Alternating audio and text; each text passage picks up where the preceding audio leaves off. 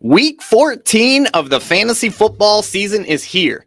We got some teams that are scrapping for a playoff spot. We got some teams that are just trying to better their standings and better their seeding. We got some teams that are trying to play spoiler, or maybe, quite frankly, they've just tuned out and they've stopped setting their lineups for the rest of the year. Heck, we've even got a lot of fantasy football leagues that have already started their fantasy football playoffs. And regardless of what boat you're in right here in week 14, you undoubtedly have some tricky start, sit, or other fantasy football dilemmas that are tormenting you with just a few hours before kickoff, especially with 6 different teams on bye week. Let me help you.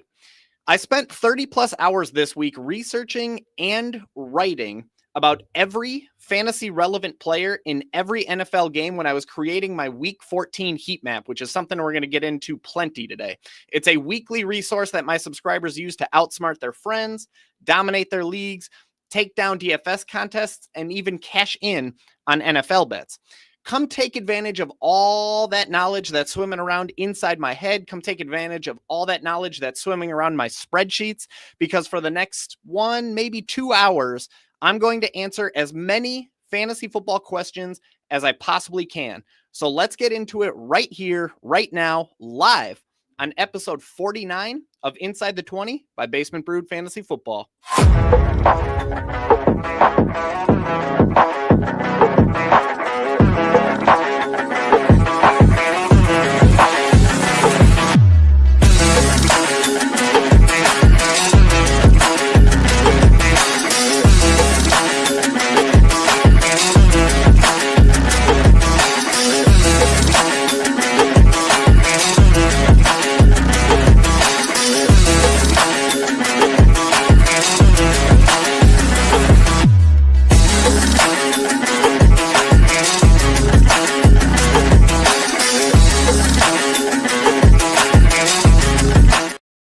What is up, my friends? Thank you for tuning in. I am Mikey Henninger from Basement Brewed Fantasy Football. Again, thank you for tuning in. Welcome to week 14. Happy Sunday. Greatest day of the week. Like I mentioned in that intro, every week I spend legitimately 30 plus hours researching and writing about every single fantasy relevant player in every single game. I do that when I'm creating something called the heat map, which again, that's something you're going to see plenty of today, because I am going to be using the heat map to help conquer some of your start sit decisions as if they're my own. Now, this is a resource that I started creating many years ago when rankings and projections just weren't telling the whole story for me, and I needed something to go a little bit deeper. And ultimately, I ended up creating my own, process for solving some of those really tricky toss-up start-sit decisions. And nowadays, we got 300 plus people using the heat map when they're setting their lineups, but they're also using it for DFS or prize picks or prop betting. There's a lot of different ways that people are using the heat map. Now, if you'd like to get your own copy of the Week 14 heat map, visit the Basement Brewed Fantasy Football Patreon shop and enter, let me make sure I got it right, enter promo code EP, like episode, EP49. And that's going to give you 40% off of the heat map in the Basement Brewed Fantasy Football Patreon shop. I'm going to drop that link right in the comments below so it's easy for you guys to find. If you'd like to grab your own and tune out of the show, because this can be a bit of a long-winded show, feel free to grab that heat map. Again, EP49 is the promo code. That's going to get you 40% off of the heat map. Now today, like I mentioned, I'm going to be using that heat map to help answer your start, sit, and other fantasy football questions.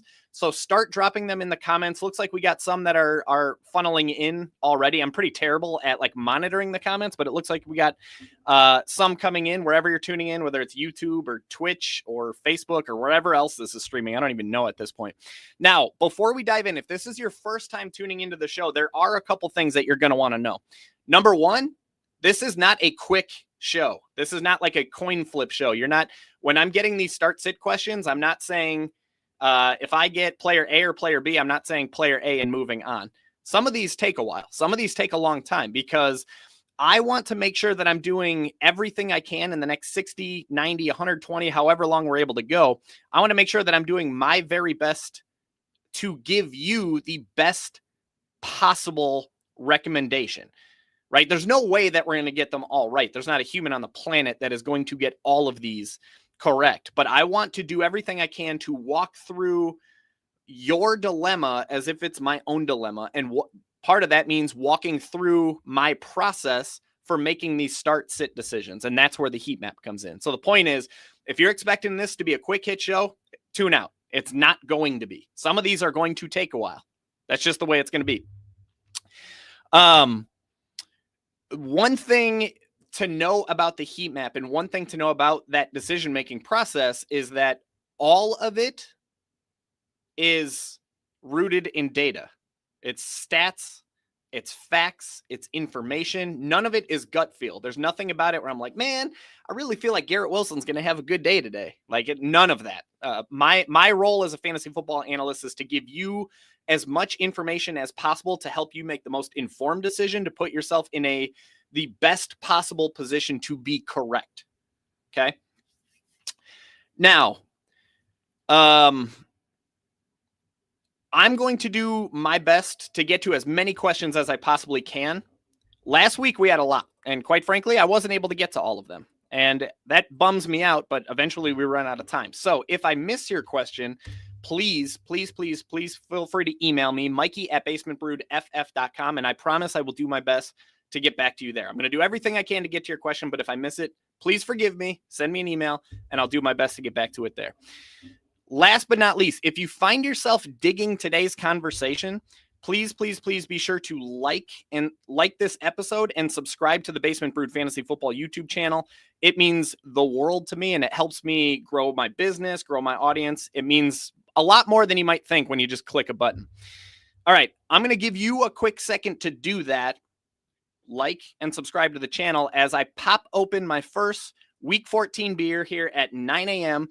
on Sunday morning, as I do to kick off every single show. Now, last weekend, we talked about Enlightened Brewery, which is my favorite brewery in Milwaukee. And this week, we're going to talk about Enlightened Brewery, Cream City Bricks. But we're going to do it because it's in tribute to Enlightened Brewery. I was really sad to learn that after 11 years, Enlightened Brewery, which again is my favorite in Milwaukee, they're closing their doors.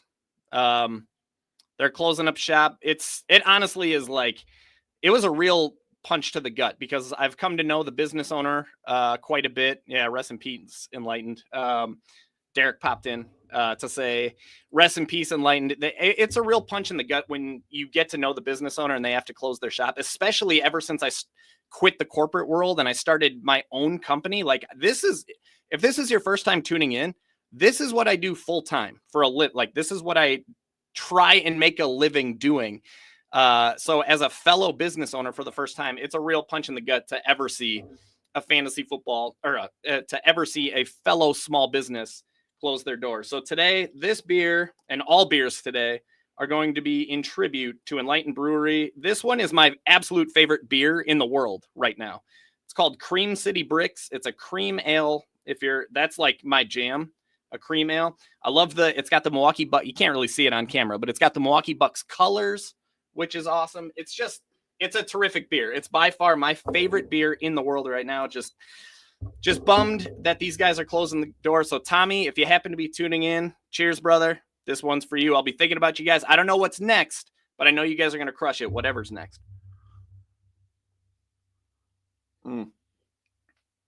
The best beer, 9 a.m., 6 a.m., 6 p.m., doesn't matter. All right, guys, I see some questions popping into the comments. So I think that means it's time to get down to business.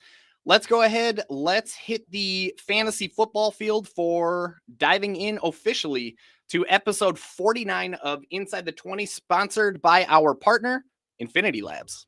Are you a software wizard, a code ninja, a forge master, or maybe even just a mad scientist? Then come build your career ladder with Infinity Labs, an award-winning technology company, best place to work, and business of the year with best-in-class benefits and compensation. Visit i-labs.tech. That's i-labs.tech today, where you can learn more about Infinity Labs, our expanding national presence, and why the status quo has no hold on us. Woo! All right, y'all. let's get down to business. I ain't got no time to play around. What is this? All right, let me pop up the old heat map. Sean Coinery's popping in. What's up? What's up, my brother? Sean, thank you for tuning in here. Alekos is in the house. Appreciate you tuning in, brother. Hopefully you're having a great week. GQ is up in here. Greg, good morning, my friend. Happy to see you in here. Alekos had the first question funnel in, at least on my side. I don't know what it looks like on your guys' side. Alekos wants to know, start 3.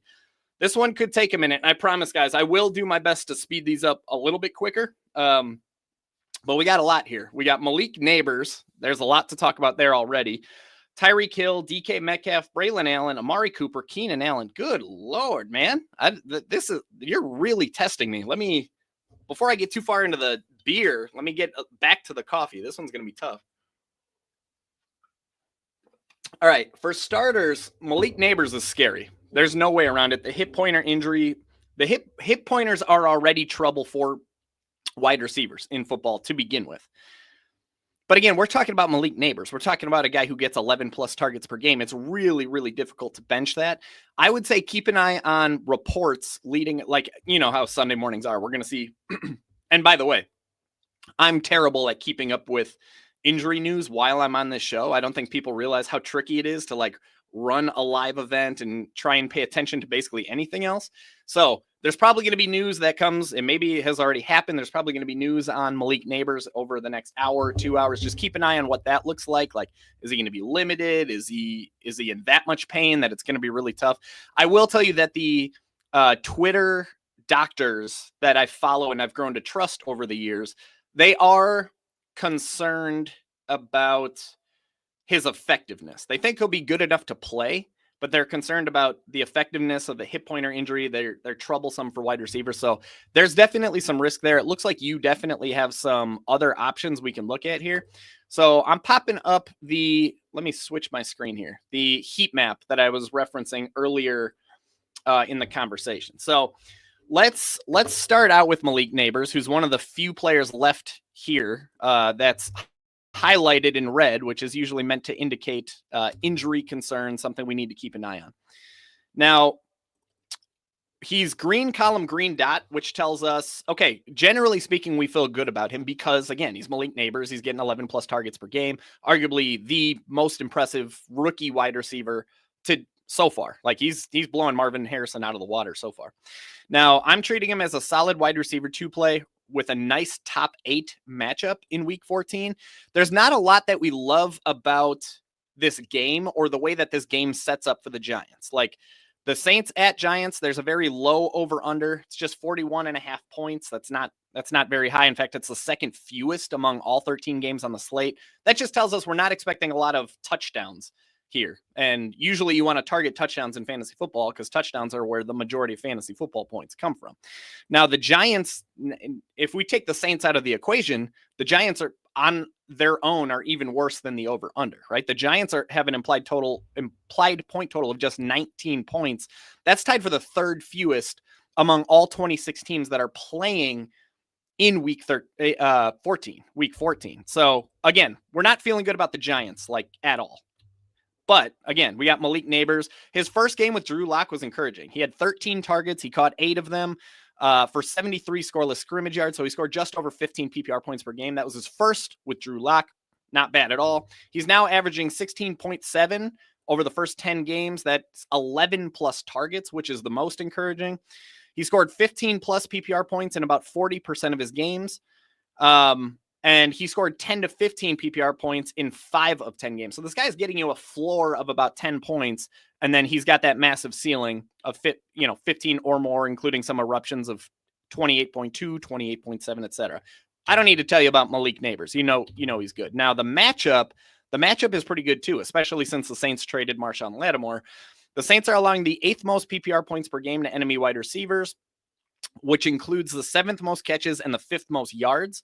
And they're holding wide receivers to the 13th fewest touchdowns, which is just mediocre. 8 different wide receivers in 12 games have been able to reach 15 PPR points against the Saints, including 4 wide receivers in the last 3 games have scored 15 PPR points. You can see the list of names that have hit against the Saints here versus the list of notable names that have missed. Again, I'm not going to go through all those. Again, if you want to grab the week 14 heat map, Alekos, I know you already have have access to it. But ultimately, we feel good about Malik Neighbors, but we don't love the injury, right? That's the main concern there. So just keep an eye out for news and updates as to what we're going to see. But so far, so good for Malik Neighbors. Then the next one was Tyreek Hill, right? And Tyreek Hill is supposed to be one of those guys where it's like if you have Tyreek Hill, you start Tyreek Hill, but it just hasn't been the case this year. He's been solid, but he hasn't been number 2 overall pick Tyreek Hill, even with Tua Tagovailoa back under center. He just hasn't been that guy since week 1. Still, I'm treating him as an every week wide receiver 1 with a nice implied point total, but there's no denying this is a brutal matchup and a possible floor game for Tyreek Hill. Probably more of a floor game than a ceiling game. Now, the game itself, or the Dolphins themselves, I should say, we feel good about having exposure to the Miami Dolphins offense. They have an implied point total of 25.5 points, which is tied for the 7th most among all 26 teams on the Week 14 slate. We're expecting them to score more than the majority of NFL teams. You want exposure to that offense. Now, Tyreek Hill himself, we already talked about it. He hasn't been the same. He is averaging 16 PPR points per game, which you'll take out of a wide receiver. It's just when you drafted Tyreek, you were expecting 20, PPR points per game. But he's still getting 7.6 targets. Again, you want that number to look higher for where you drafted Tyreek Hill. The point is, he's not giving you that massive ceiling that he was, but the floor is still nice. He still It's not like he's not scoring fantasy football points. He did score 19 or more PPR points in about half of the games, 3 of 7. He's getting 11 to 13 PPR points in basically the other half, another 3 of 7 games, and he mixed in a low of 9.8 back in week 12. He played the Jets one time. Tyreek Hill has played the Jets as a member of the Dolphins with Tua Tagovailoa at quarterback. And in that game, he scored 25.4 PPR points. That was back in week 12 of last year. He caught 9 of 12 targets for 102 yards and a touchdown. So the experience, or at least the career production with the Dolphins against the Jets with Tua at quarterback, not a bad start. Still, that should be taken with a grain of salt because this year's Jets are absolutely suffocating wide receivers, okay? They're holding wide receivers to the fewest PPR points per game, which includes the fewest catches, the 3rd fewest yards, and the 3rd fewest touchdowns to enemy wide receivers.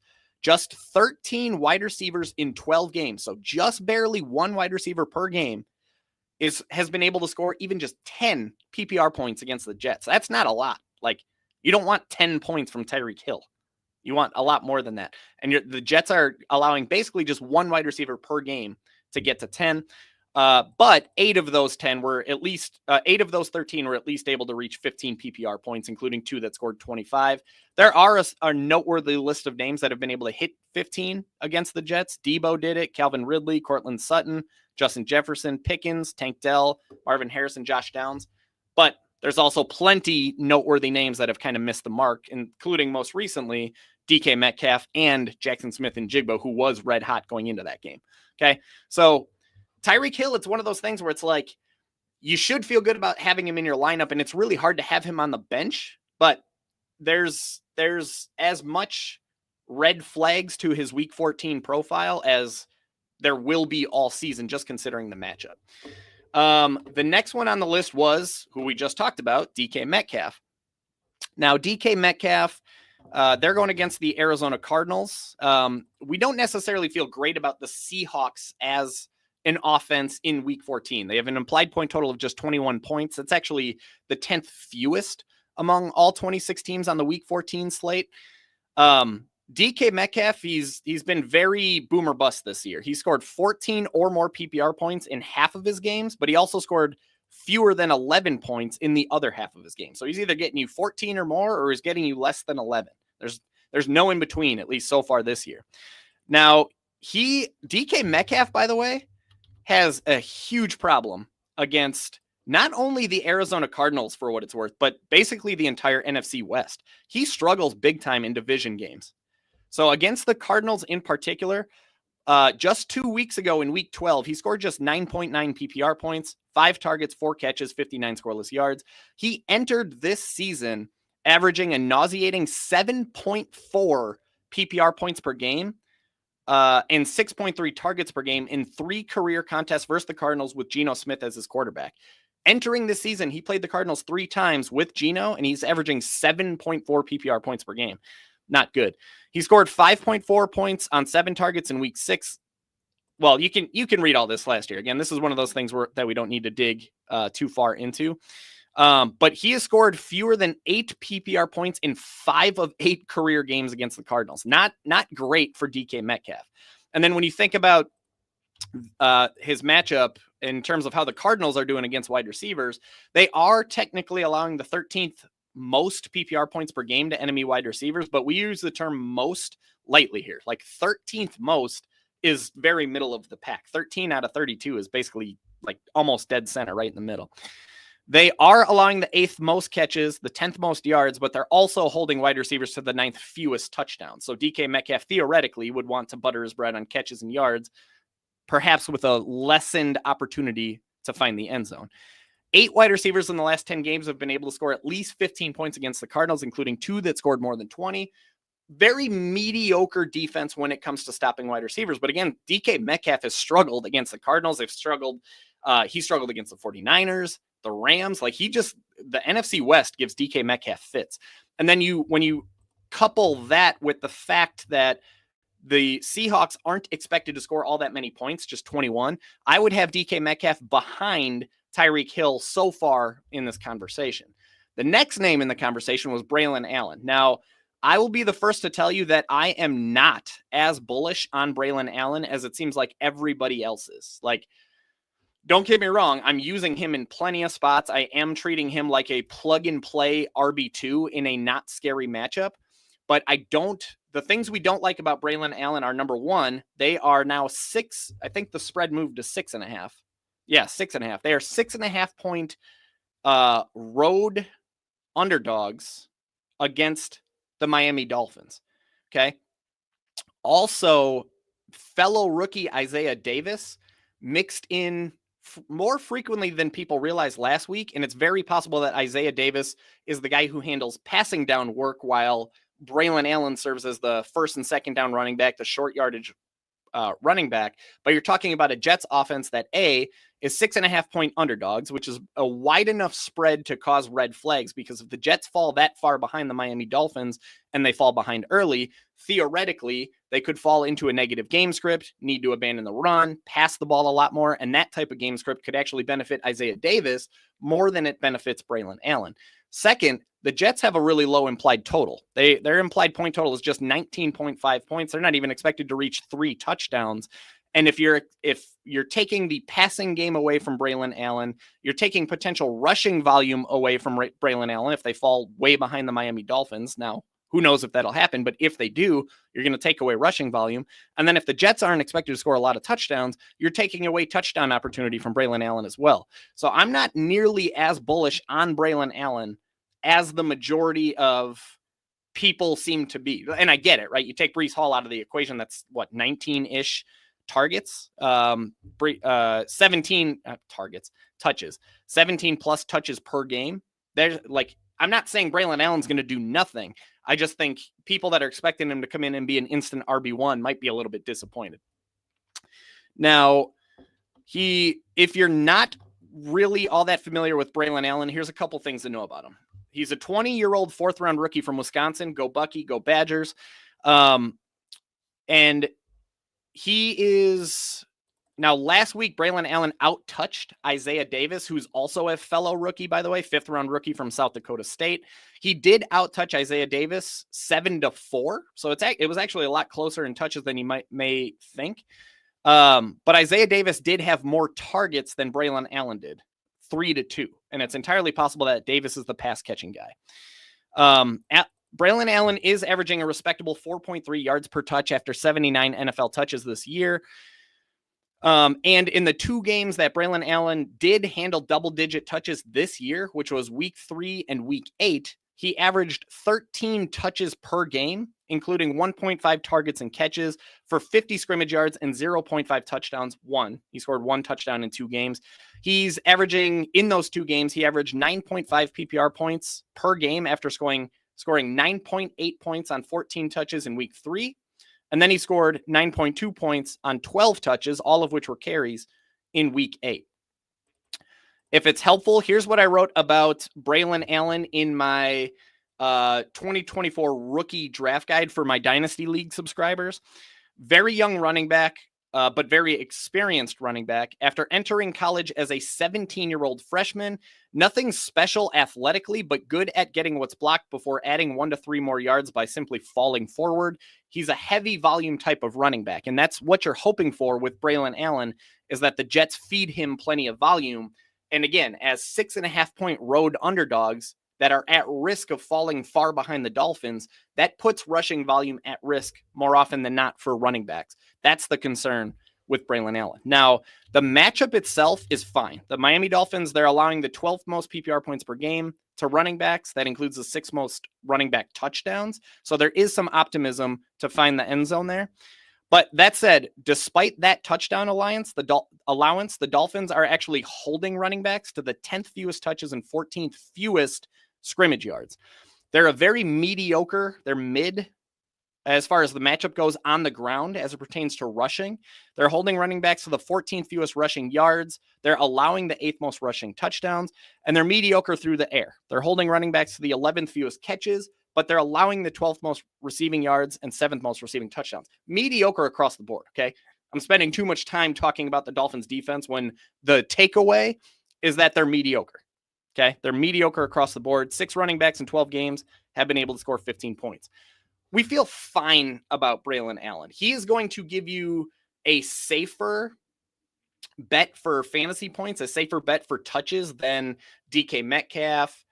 Not necessarily, Tyreek Hill, he's only getting 7.6 targets.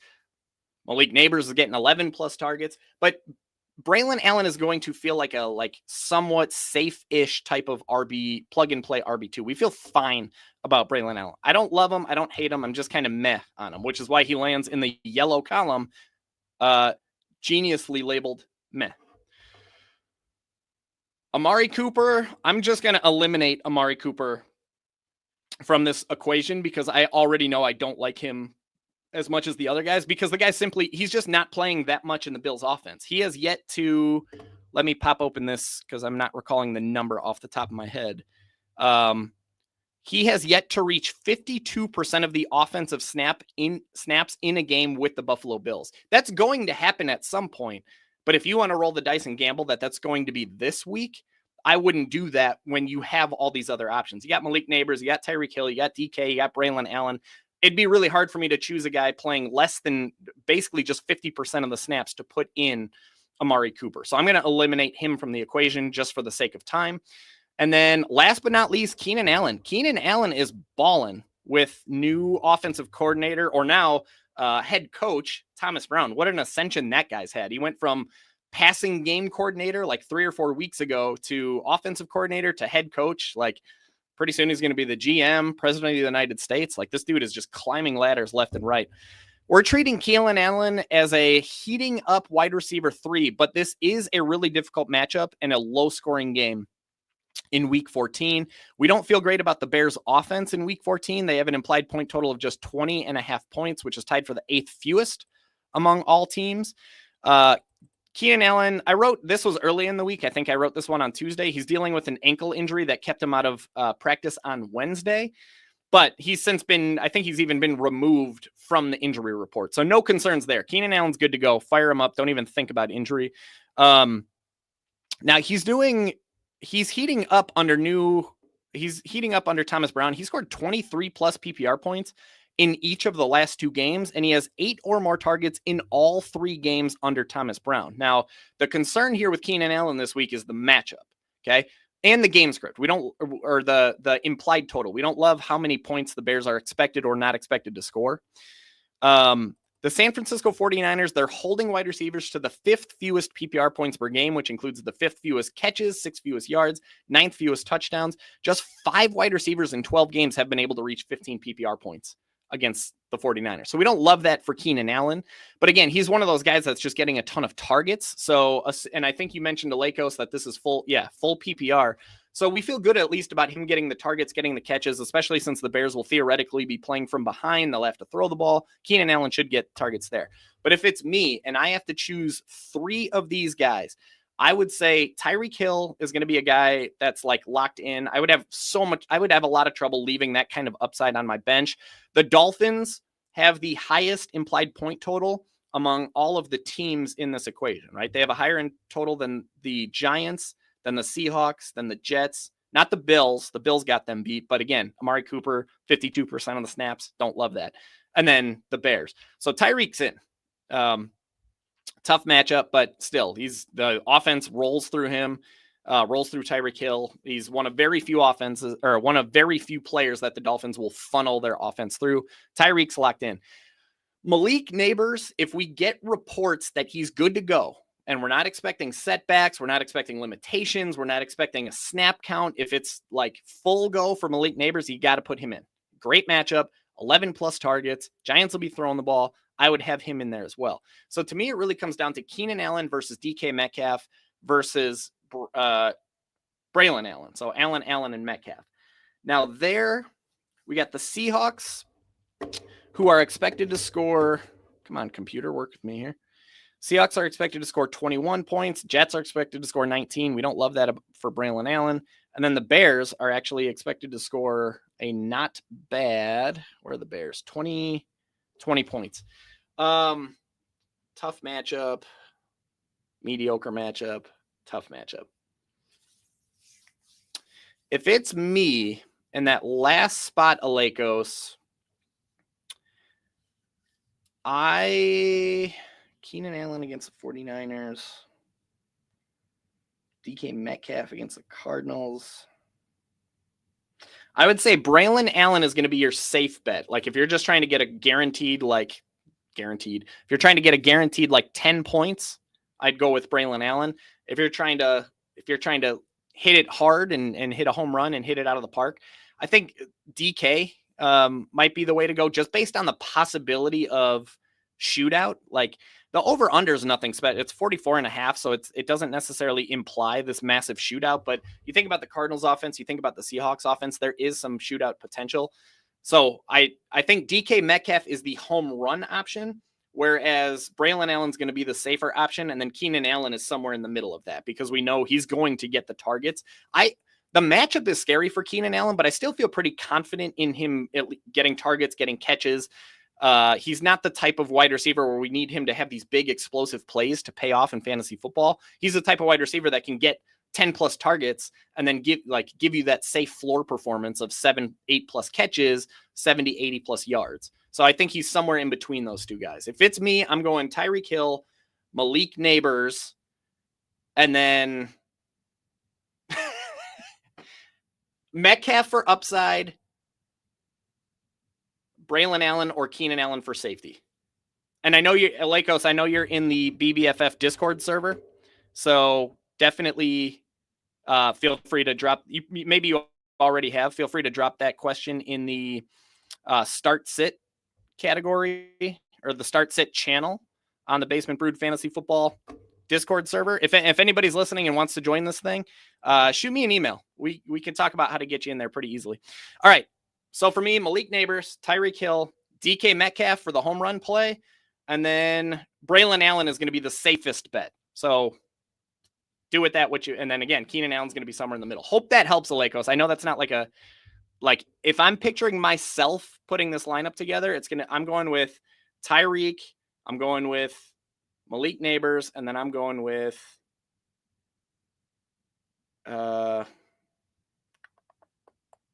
probably going with Keenan Allen, to be honest. So hope that helps. All right, here we go.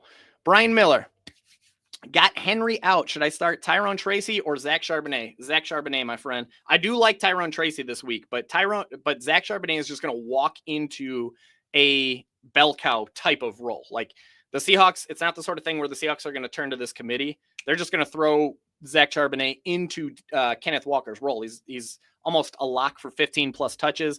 I have him in the green column with a yellow dot. The yellow dot is because of the matchup. Zach Charbonnet, let me pop this open here real quick. He's a plug-and-play RB2 despite a subpar game script and an on-fire matchup. Now, what I mean when I say subpar game script, the Seahawks, again, they have an implied point total of just 21 points. That's a 10th fewest among all 26 teams, but it's mediocre. It's average. It's not like this devastating, scary implied total. It just doesn't suggest that there's a lot of touchdowns coming from Seattle.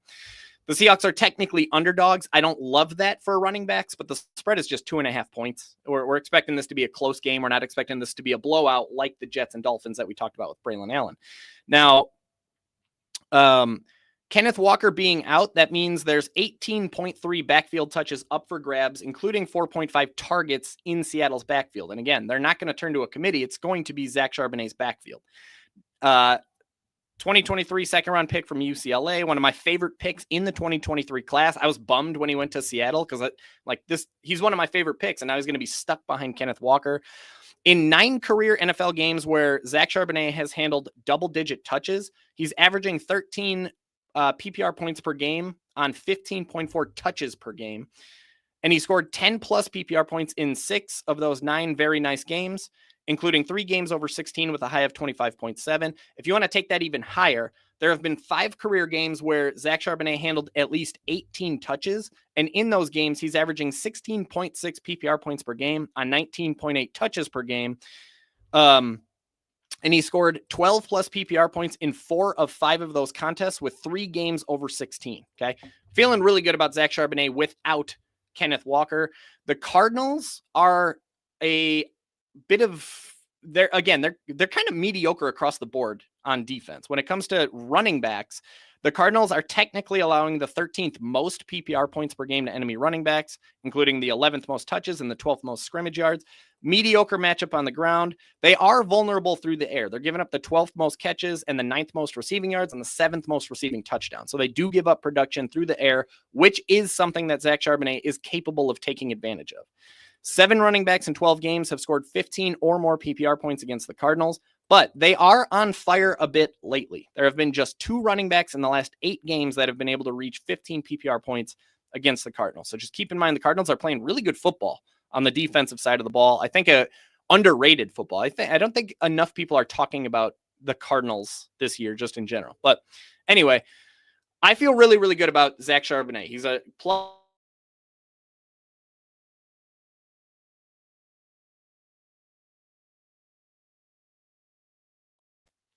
Tyrone Tracy's matchup is nice. The Saints are giving up the 8th most PPR points per game. But again, the Giants are 5.5 point underdogs. It's possible they fall behind the Saints. We've seen it happen in recent weeks. They could barely even keep up with the Cooper Rush Dallas Cowboys. To me, this one, I'm going Zach Charbonnet, and I feel really good about it, right? Some of these are very close where it's like a like 51 to 49% type of deal. Like that last one, Alekos, like that third pick between Keenan Allen, Braylon Allen, and DK Metcalf, that's like a 33, 33, 33 type deal. This one, when it comes to Tyrone Tracy and Charbonnet, I feel it's like 75% Charbonnet, 25% Tyrone Tracy. Love Tyrone Tracy. He's one of my favorite like rookie picks this year, but this week in particular, I'm going Charbonnet there. Hope that helps, Brian.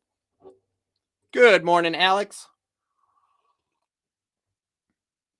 Alex wants to know, questionable DeAndre Swift or Jaylen Warren? We got half-point PPR, half-point per first down. Love it.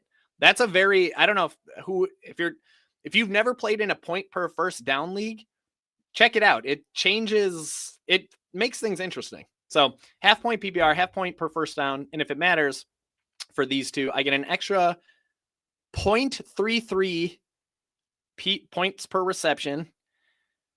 So that won't necessarily matter for those two. They're very similar in their target counts. Although Jaylen Warren has been picking it up lately as a pass catcher. I think he has 4 or more targets in each of the last 3 games. We'll talk about that in a second.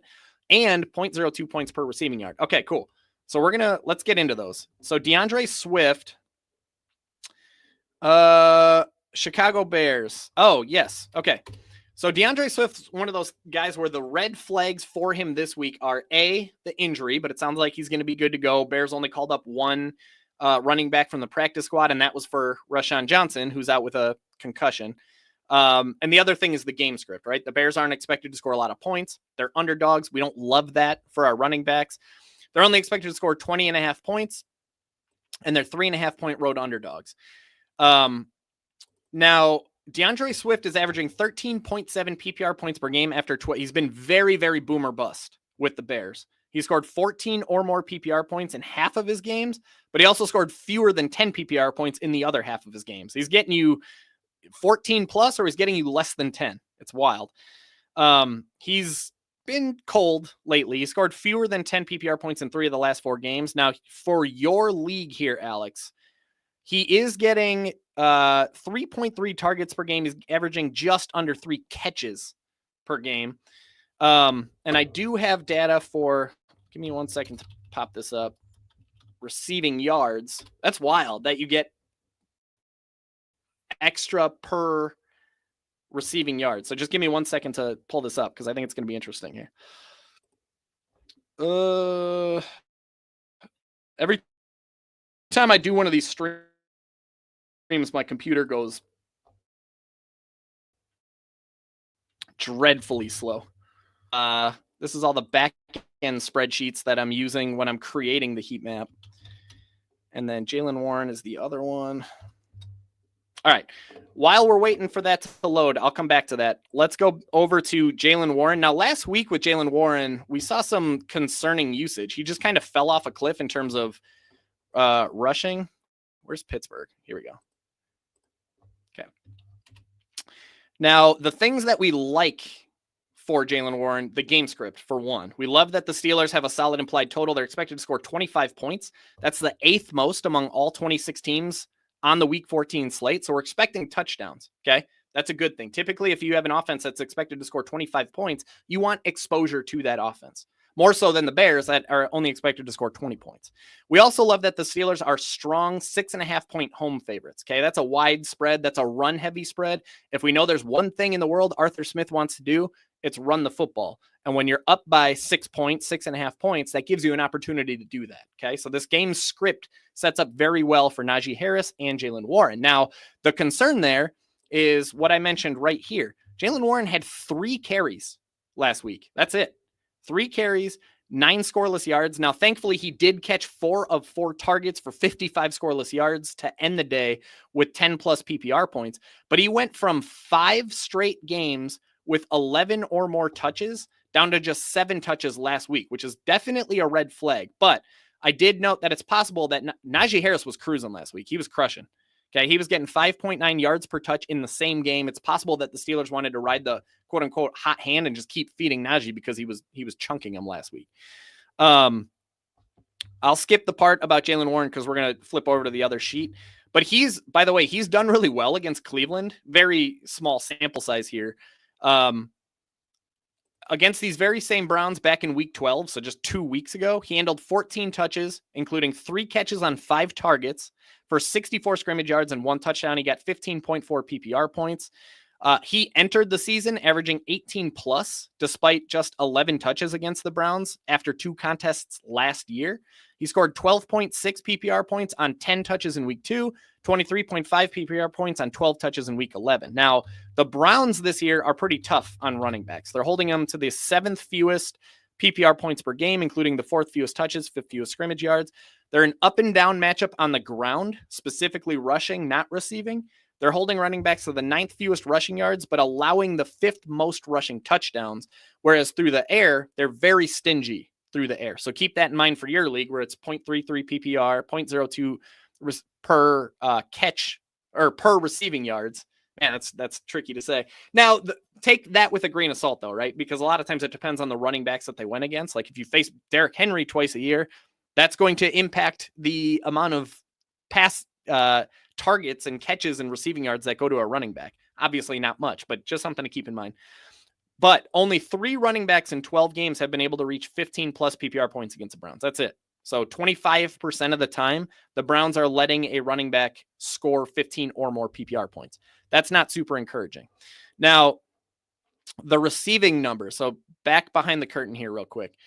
DeAndre Swift is averaging 2.8 catches and 26.1 receiving yards per game versus Jaylen Warren, who's averaging 2.5 catches and 19.7 receiving yards per game, which is actually interesting. I would have thought it was the other way around. And specifically under Thomas Brown, so since week 11, DeAndre Swift is averaging 2.3 catches and 27.7 yards per game. So he's got a slight edge so far this year, especially when you consider the matchup with the Browns. For me, I'm going DeAndre Swift here. I know there's the injury. That's always concerning, but we like DeAndre Swift's matchup. We don't like that they're underdogs, but the Bears have been playing pretty good football. They're only 3.5-point underdogs for the 49ers. Again, it's one of those things where it's not like we don't love that they're underdogs, but it's not this huge spread where we're overly concerned about them falling way behind San Francisco and having to abandon the run. I think it's entirely possible DeAndre Swift stays involved for all 60 minutes. And we saw Jaylen Warren kind of fall off a cliff a little bit last week. So I'm going DeAndre Swift if it's me in this league. So hopefully that helps. And especially when you think about 0.5 per first down, like DeAndre Swift's going to be the guy on the field for every, I guess they could mix in Travis Homer. That's possible. But DeAndre Swift's going to get more touches than Jaylen Warren, which creates more opportunities for first down. So there's that. I'm going DeAndre Swift there. I feel that's like a 65 to 35 type of split. All right. Hope that helps. Guys, like I mentioned earlier in the show, if you're digging the heat map and you want to grab a copy for yourself, week 14 heat map, I just dropped in the comments a link to my Patreon shop. If you enter promo code EP49, it's going to give you 40% off this very heat map that we're looking at right now. So you can do all your own research. You don't need to wait for me to get to your question, etc., etc. If it's too late for you, like the games start in like 2 hours and you're like, man, I wish I would have had this for week 14, shoot me an email, Mikey@basementbroodff.com. We'll get you set up for week 15. Okay. All right. What do we got next? Scrolling down here. Aha. Sean Connery. That's a Sean Connery. I love that. That's funny. I'm fortunate to have a bye this week. Wondering if there are good kickers or defenses I could pick up now that have favorable schedules over the next 2 weeks. Okay. I love this question.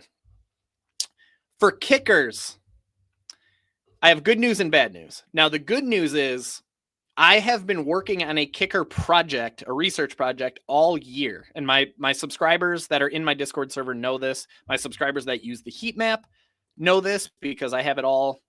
Come on. I have it all detailed out right here as to what that research project is and what we're trying to accomplish. The good news is I have been finding some pretty noteworthy trends, and we've been having some really good success predicting kickers that will score 11 or more fantasy points. I realize that's a super specific numbers, but what we're targeting is a kicker that gets you at least 11 points. We've had some really exciting success. I would say it's still in like beta, like this is my first year doing this research, but so far the trends have been awesome. That's the good news. The bad news is that it all has to do with that specific week. Like I can't tell you week 15 kickers until I have week 14 data. Okay. So I can't give you anybody for kickers for next week. Now defenses, that is something I can help with now, but for kickers for next week, definitely come back, send me an email, send me a Twitter, LinkedIn, Facebook, Instagram, TikTok, email, whatever. And I can help you out with kickers next week. I just can't tell you who to stash right now. Now, I did create this handy dandy playoff matchups resource or cheat sheet, I guess, for my subscribers for every position. So we got a fantasy playoff matchups for quarterbacks, running backs, wide receivers, tight ends, and defenses. Defenses that I'd be targeting favorable schedules over the next 2 weeks. So I actually went through in my leagues where I locked up a first round bye and I know I'm going to be good to go for week 15. I'm targeting the Falcons for one. Anybody you see in blue tends to be a good matchup for the opposing defense. Okay. So the Falcons get a home matchup against the Giants in week 15. The Jaguars have a road matchup against the Raiders. The Raiders tend to be a good matchup for defenses, but man, you're trusting the Jaguars defense. That's not something I'd feel great about in fantasy football in basically any week. You could also target teams in green, right? The Bengals have a home matchup with the Browns. We like that. The Bills have a home matchup with the Patriots. Buccaneers are on the road against the Cowboys. Cardinals get the Panthers. Colts get the Titans. Lions get the Bears. Raiders get the Jaguars.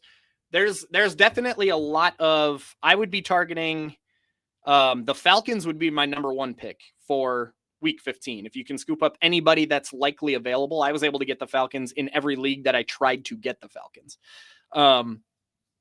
And then in week 16, I like the Colts against the Giants. I like the Saints a lot against the Raiders, and I have seen the Saints available in some spots. But you got the Bucks going against the Panthers. Bucks aren't really one I want to trust against. Carolina's been playing good ball lately. Chargers are in New England. You got Miami in Cleveland. I like that one. You got Philly going against the Cowboys. If you can grab that one, I'd love to get that one. Philly's probably rostered already, though. Jaguars again. So the Jaguars have a great playoff schedule against the Raiders and the Titans, but man, trusting the Jaguars is that's not pretty. Seahawks are in Chicago. Caleb Williams is playing good ball right now. And then you got the Titans who are playing the Jaguars today, but also playing the Jaguars again. Mac Jones and the Jaguars again in week 17. So hopefully that helps. Again, this is a resource that's available to all of my subscribers. It's something I created for them. It's not extra or anything like that. I just created it for them and gave it to them for free. So hope that helps, Sean. Again, as far as kickers go, hit me up next week. I'll definitely have a list for you. I'll tell anybody who's listening this week, we really we liked Jake Bates, and sure enough, he went and got us 11 plus fantasy points. We like Tyler Bass today. We like Jake Moody. We love Jake Moody today. Jake Moody would be the number one kicker this week, according to the research we've been doing all year. We like Matthew Wright for the Chiefs. We like Nick Folk for the Titans. You don't see that too often. Those would be the main kickers for at least today. But Sean, I know that doesn't really help you for next week, but tune in next week. We'll get you covered. Sean, my man Eschendahl wants to know, need one in the flex. But guys, by the way, Sean has a podcast of his own, the Brats and Beers podcast. They always have a ton of really cool guests on there. Like they had Drew Bledsoe. They had, I literally interviewed him and I can't think of his, I keep wanting to say Steve McNair, Kevin Dyson. They've had a lot of really cool guests on the show. Brats and Beers podcast. Check it out. They do an awesome job. It's a really great show. Sean wants to know, need one. It's not a fantasy football show, by the way. It's a sports podcast. Okay. So Sean wants to know, need one in the flex. Braylon Allen, we talked about. Chuba Hubbard, or Devonta Smith. I would have a really tough time not. So Devonta Smith is going to be the home run shot. Like there's mouth-watering upside to Devonta Smith in week 14. He's not nearly as safe as these other guys, right? You're going to get, Braylon Allen's going to get touches. Chuba Hubbard's going to get touches. Devonta Smith is risky. He's got the hamstring injury. That's always terrifying for a wide receiver. Like, check out Mike Evans from a couple weeks ago. Like, huge red flag. So, Sean, if you got to go ultimate upside, it's Devonta Smith, dude. But you got to be prepared to take the possible zero there. So Devonta Smith, we love the Eagle. We want exposure to the Eagles offense. They have an elite implied total. Okay. They're expected to score 29 points. They have a 4 touchdown implied total, which is easily the most among all 26 teams that are playing football this week. So you want exposure to this offense, whether it's Saquon, AJ Brown, Devonta Smith. This is an offense you want in your fantasy football lineup. Again, he's dealing with that hamstring injury that kept him out of week 12 and 13. So he did sit, he did rest. The hope is that that hamstring's recovered, but still, it's always scary. He's averaging, no, that's not what I want. I want to know. Yes, his splits without Dallas Goedert. Smith is averaging 13.3 PPR points per game and 5 targets per game in 3 games that Dallas Goedert missed between weeks 7 and 9. He scored 18 to 21 points in 2 of those 3 games. Now, the thing to know is that it has, he's been very boom or bust. It's been very up and down with AJ Brown. He's averaging just 11.6 PPR points and just 5 targets per game in 7 games that he's played alongside AJ Brown. He did score 15 plus PPR points in 4 of those 7 games, but he also scored fewer than 7 points in the other 3. Super boom or bust with Devonta Smith, Sean. So if you're going Devonta Smith, you got to be willing to take a 0 in exchange for the possibility of a 20. He's the home run shot here for sure. The matchup, it's not like gorgeous, but it's not terrifying either. The Panthers are technically holding wide receivers to the 15th fewest PPR points per game, super mediocre. 10 wide receivers in 12 games have been able to score 15 plus PPR points against them. But on the other side of that, just 14 wide receivers in 12 games have been able to score 10 against the Panthers. Very up and down, very mediocre matchup. But again, Eagles dang near 30-point implied total, 4 touchdown implied total. That's going to be the home run shot for sure. We talked about Braylon Allen earlier in the show. So let's talk about Chuba Hubbard. Who are they playing? Oh, they're playing the Eagles. Now, this week, I don't love Chuba. I got to find him here real quick. Yellow column, orange dot, meaning he's headed towards the feel gross column. Okay. There's a lot working against Chuba Hubbard this week. For starters, the Panthers aren't expected to score a lot of points. They have a nauseatingly low 16.5 point implied total. We're not expecting the Panthers to score a lot of touchdowns. That's because the Eagles are tough, man. There's not a soft spot in the Eagles defense. Panthers are playing good ball, but we're not expecting them to score a lot. And if you're taking touchdown opportunity away from the team, that's a team that you, like, if there's one point you wanted to avoid exposure to this week, theoretically, Carolina would be very high on that list. Perhaps more importantly, specifically for the running back on the Panthers, is that the Panthers are devastating, like, get stuffed in a locker type of gonna get bullied 12.5 point road underdogs against the Eagles. We're talking dang near 2 touchdowns underdogs against the Eagles. That's a huge spread. That suggests a blowout loss, supremely negative game script. It's going to press the Panthers into a really, really pass-heavy approach, assuming they're going to try and be competitive and win this game. Panthers ball carriers are at risk of severely reduced rushing volume. Panthers pass catchers might enjoy a boost in targets. Like, it's possible Bryce Young has to throw the ball 40, 50 times a game. Adam Thielen should get a ton of targets, but this isn't good news for Chuba Hubbard. He's averaging just 12.5 PPR points per game over 7 games where Bryce Young has been the quarterback this year, handling 16.4 touches, including 1.9 catches on 3.0 targets. So he's not even getting all that much work in the passing game. If the Panthers do get blown out and do have to approach the game with a pass-heavy approach, Chuba Hubbard hasn't been that involved in that passing attack. And last week, he handled just 12 touches with 0 targets last week. 12 touches, 0 targets, while second-round rookie Jonathan Brooks handled 9 touches and 3 targets. So it's only a 1-game sample size, but so far, Jonathan Brooks is the guy getting the targets, not Chuba Hubbard. Massive, massive red flags, and that's not even discussing the matchup. The Eagles are suffocating running backs. 5th fewest PPR points per game. That includes the 5th fewest touches, so we're taking touches away from Chuba.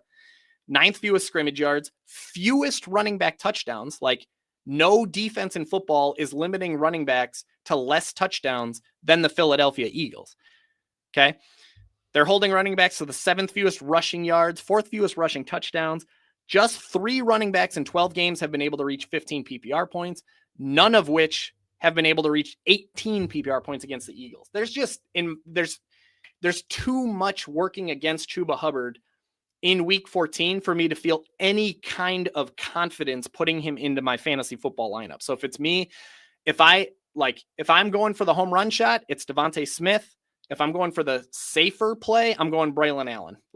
Things at least set up a little bit better for Braylon Allen than they do for Chuba Hubbard. Again, I'm not bullish on Braylon Allen. I think there's a possible trap there as well, but I feel better about Braylon Allen's setup than I do about Chuba Hubbard's setup. So for me, I might just if you're going for the fences, Devontae Smith. If you're going for a base hit, Braylon Allen.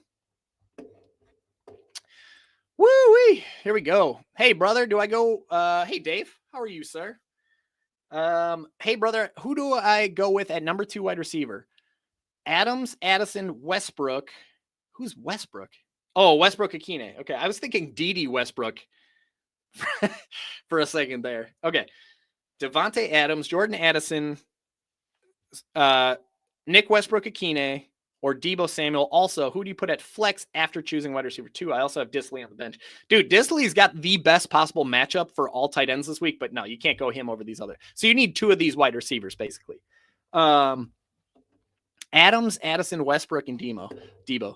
Let's start with Adams and the crash and burning New York Jets. Oh, shoot. Here we go, just deleting stuff. Sorry, people that are in here. All right, Davante Adams, we're treating him like a volume-based wide receiver 2. Low implied total, brutal week 2 matchup.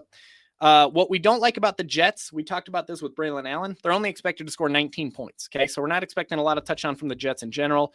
What could work in Davante Adams' favor, though, is that, like we talked about with Braylon Allen, they're 6.5-point underdogs.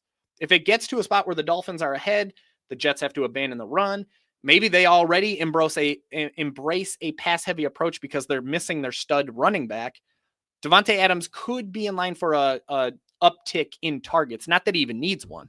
He's already getting 9.7 Aaron Rodgers targets per game since joining the Jets, although he's converting that into just 12.9 PPR points per game, right? It's no secret that this Davante Adams thing just hasn't worked out the way we expected it to.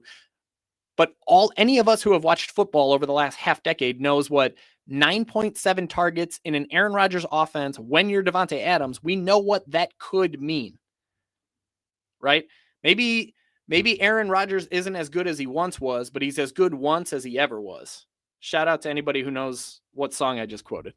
But I mean, Aaron Rodgers is the type of talent that it could click today. It's just one of those things where we don't know. Like, is he going to have, it's like you put a pitcher on the mound in baseball. Does he have his stuff or does he not? And if he does, and you get Davante Adams with 10 plus targets per game, shoo. Now, he has 9 or more targets in 4 of 6 games. The Dolphins, as a matchup, they're brutal. They are brutal on wide receivers in 2024. They're holding wide receivers to the second fewest PPR points per game. That includes the 6th fewest catches, 2nd fewest yards, 3rd fewest touchdowns. It has not been pretty going against the Miami Dolphins if you play wide receiver. There have been just 5 wide receivers in 12 games, so not even half of a wide receiver per game, that have been able to reach 15 points. Just 12 wide receivers in 12 games have been even able to reach 10 points. There's a pretty big list of noteworthy names that have missed the mark down here against the, let me move this, against the Dolphins, right? Christian Kirk, JSN, Tyler Lockett, Calvin Ridley, Michael Pittman, Josh Downs, Jacoby Myers, Demario Douglas.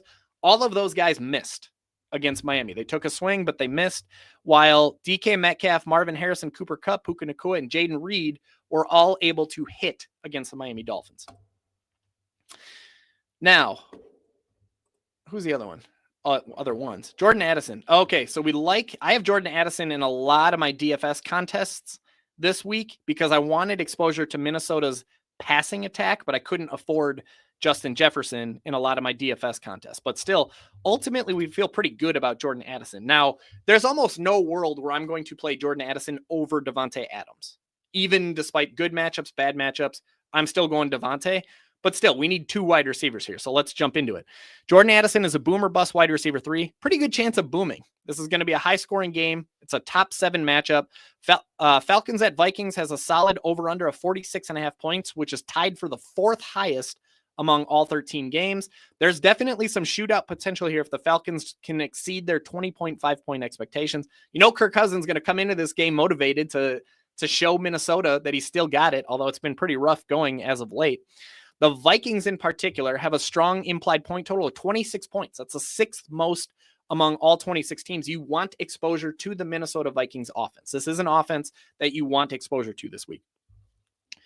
Jordan Addison, he's averaging 13.2 PPR points per game over his last 9 boom or bust games. Okay, this is another one of those boom or bust wide receivers. He scored 15 plus PPR points in 4 of 9 games. But he scored fewer than 10 points in 5 of 9 games. He's getting you fewer than 10 or he's getting you 15 or more. There's no in between. Now, again, as I mentioned, he does have a good chance of booming here. It could be a high-scoring game. It could be a shootout. There's a nice over-under, but also the matchup. The Falcons are a nice matchup for wide receivers. They're giving up the 7th most PPR points per game. That includes the 4th most catches, 15th most yards, 2nd most touchdowns. 10 different wide receivers in the last 11 games have been able to get to 15 or more PPR points against Atlanta, which includes 5 that were able to get past 20 PPR points. You see a nice big list of names here, of names that have been able to hit against the Atlanta Falcons versus a very small list of noteworthy names that missed when they played against the Falcons. JSN, Tyler Lockett arguably shouldn't even be in here. He misses against most teams these days. But then CeeDee Lamb missed the mark. We feel good about Jordan Addison.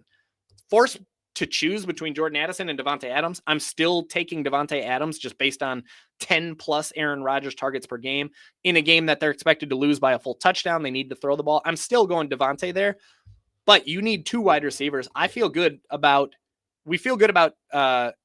Jordan Addison this week. Now, Nick Westbrook-Ikhine, I'm eliminating.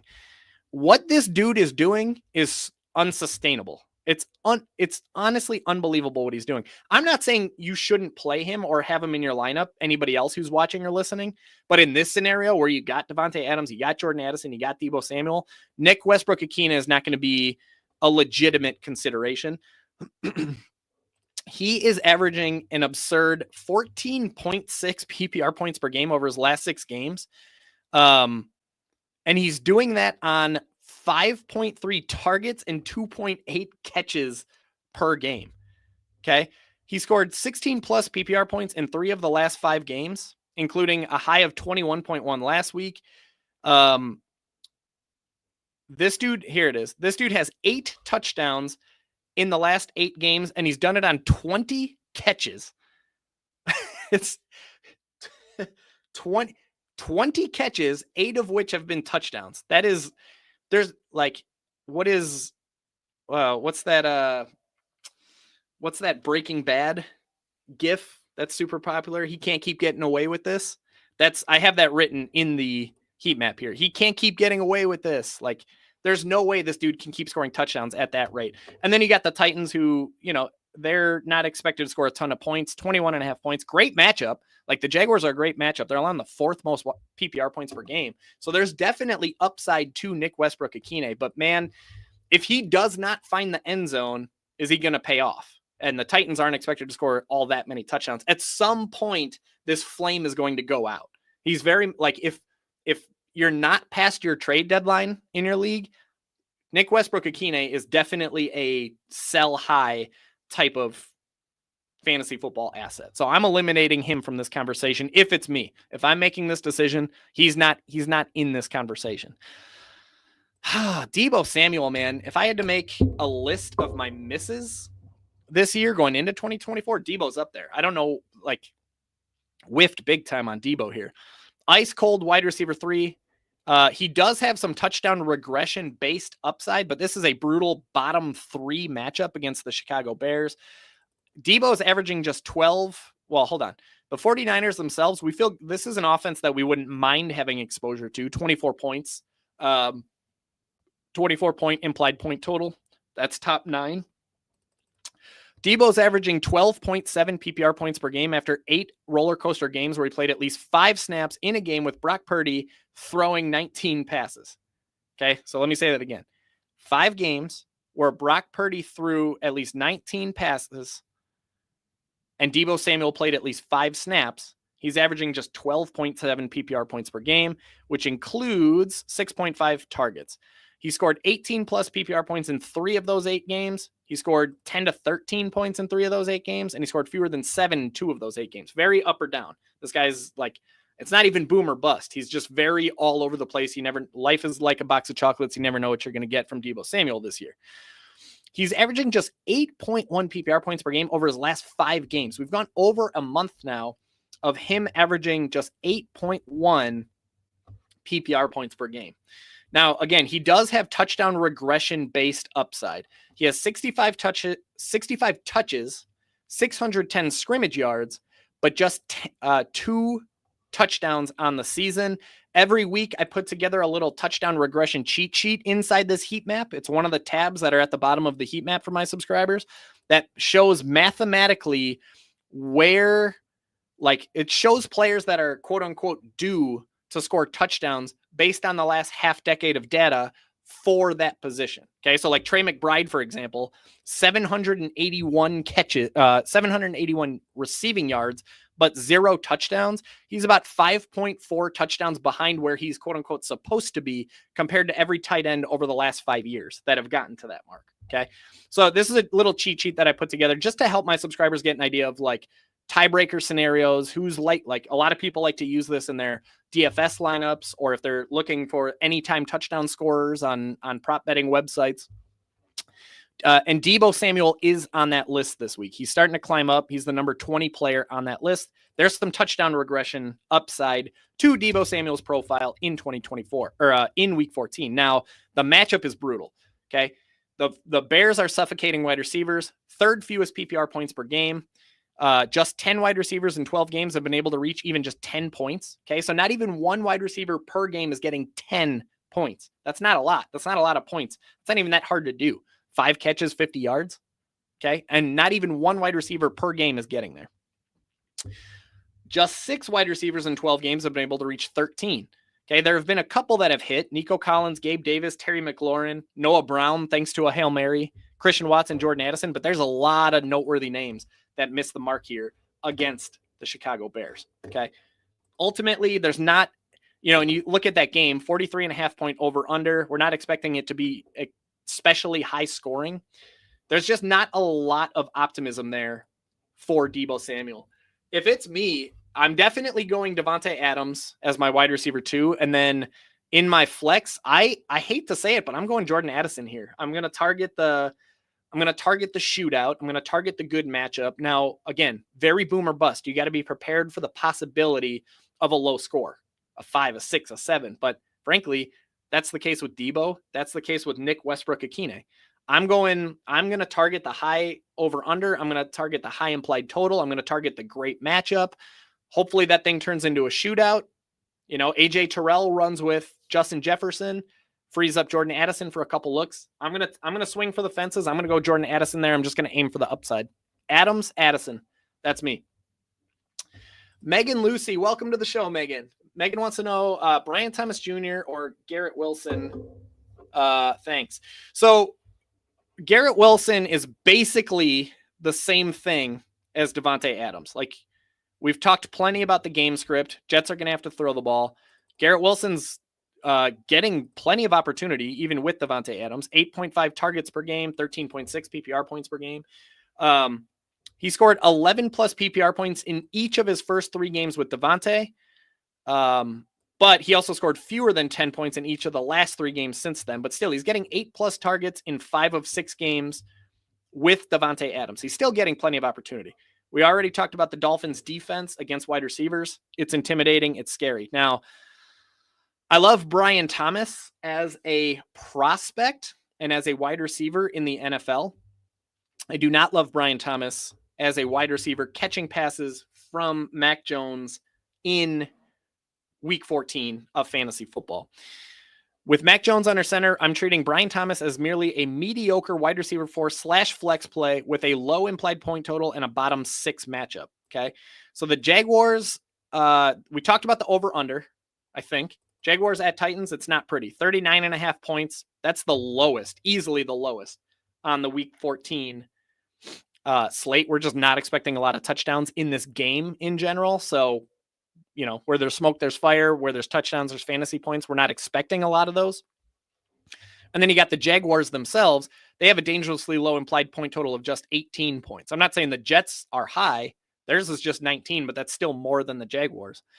Brian Thomas is averaging 11.8 PPR points per game in 3 games where Mac Jones has thrown at least 22 passes, including 6.7 targets.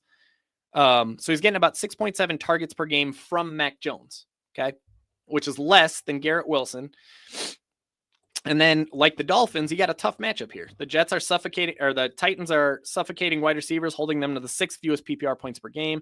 Just 6 and 12 have been able to get to 15. If it's me, there's always at least the possibility that Aaron Rodgers shows up and has himself a little bit of a day, especially in a pass-heavy game script against a Miami Dolphins defense or offense that shouldn't necessarily struggle to put up too many points. Granted, the Jets defense is pretty good, but still, we're expecting the Dolphins to score 25 plus points. I'm going Garrett Wilson here. There's more upside to Garrett Wilson getting the targets that he's getting in the game script that he's going to be in. The game should theoretically be at least somewhat higher scoring than Titans Jaguars. For me, I'm going Garrett Wilson here, and it's like let's call it like 55-45 that I'd go Garrett Wilson. All right, guys, I'm going to drop this link. I'm going to drop this link in the comments again. If you guys are digging the heat map, if you want to scoop one up for yourself before kickoff, go to the Basement Brood Fantasy Football shop. I actually just dropped a link for it in the comments. Enter promo code EP49 and you're going to get 40% off. Again, if it's too late for you, week 14, you're not interested in week 14, but you want to get in on the action in week 15, send me an email, Mikey@basementbroodff.com. I will get you set up 40% off for the week 15 heat map. All right. Woo-wee. Let's keep it going. Dave Flynn, pick one, Cardinals defense or Titans defense. So what's awesome is I have this handy dandy streamer cheat sheet. Again, this is one of the tabs that's at the bottom of the heat map for my subscribers. Again, guys, you just open up one spreadsheet and it's got all of this for you. Every tab, it's all organized. And it's one of these tabs is the defense streamer tab. Okay. Cardinals or Titans? I'm going Titans.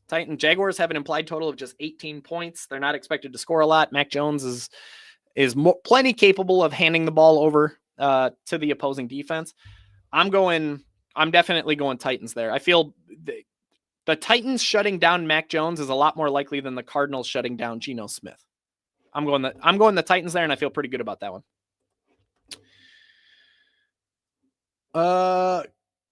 Let's see. Good morning. Playoffs start this week, and with players on a bye, I have to choose between Rome Odunze, Keon Coleman, or Quentin Johnson. Yeah, man, what a brutal week for playoffs to start. Like, think about how many teams made the playoffs because they have Lamar Jackson, they have Derrick Henry, and now those guys, they don't even get to use those guys in the playoffs. What a brutal week for the playoffs to start. And good morning to you, by the way. I can't remember if I said that. All right. So not DJ Moore, Rome Odunze. We talked a little bit about, I won't spend too much time here because we talked about the script. We talked about the matchup. Matchup's not good, right? The 49ers are tough on wide receivers, very tough on wide receivers. 5th fewest PPR points per game. The Bears have an implied total of just 20.5 points. Rome Odunze himself, he's averaging 7.4 PPR points per game after 10 games alongside Keenan Allen, but he is getting 6.0 targets per game. So the opportunity is there. It's not like it's like 3 targets per game. He's getting 6. That's not bad. And I thought I had it in here. Let me just pop it open over here. He's getting targets under Thomas Brown as well.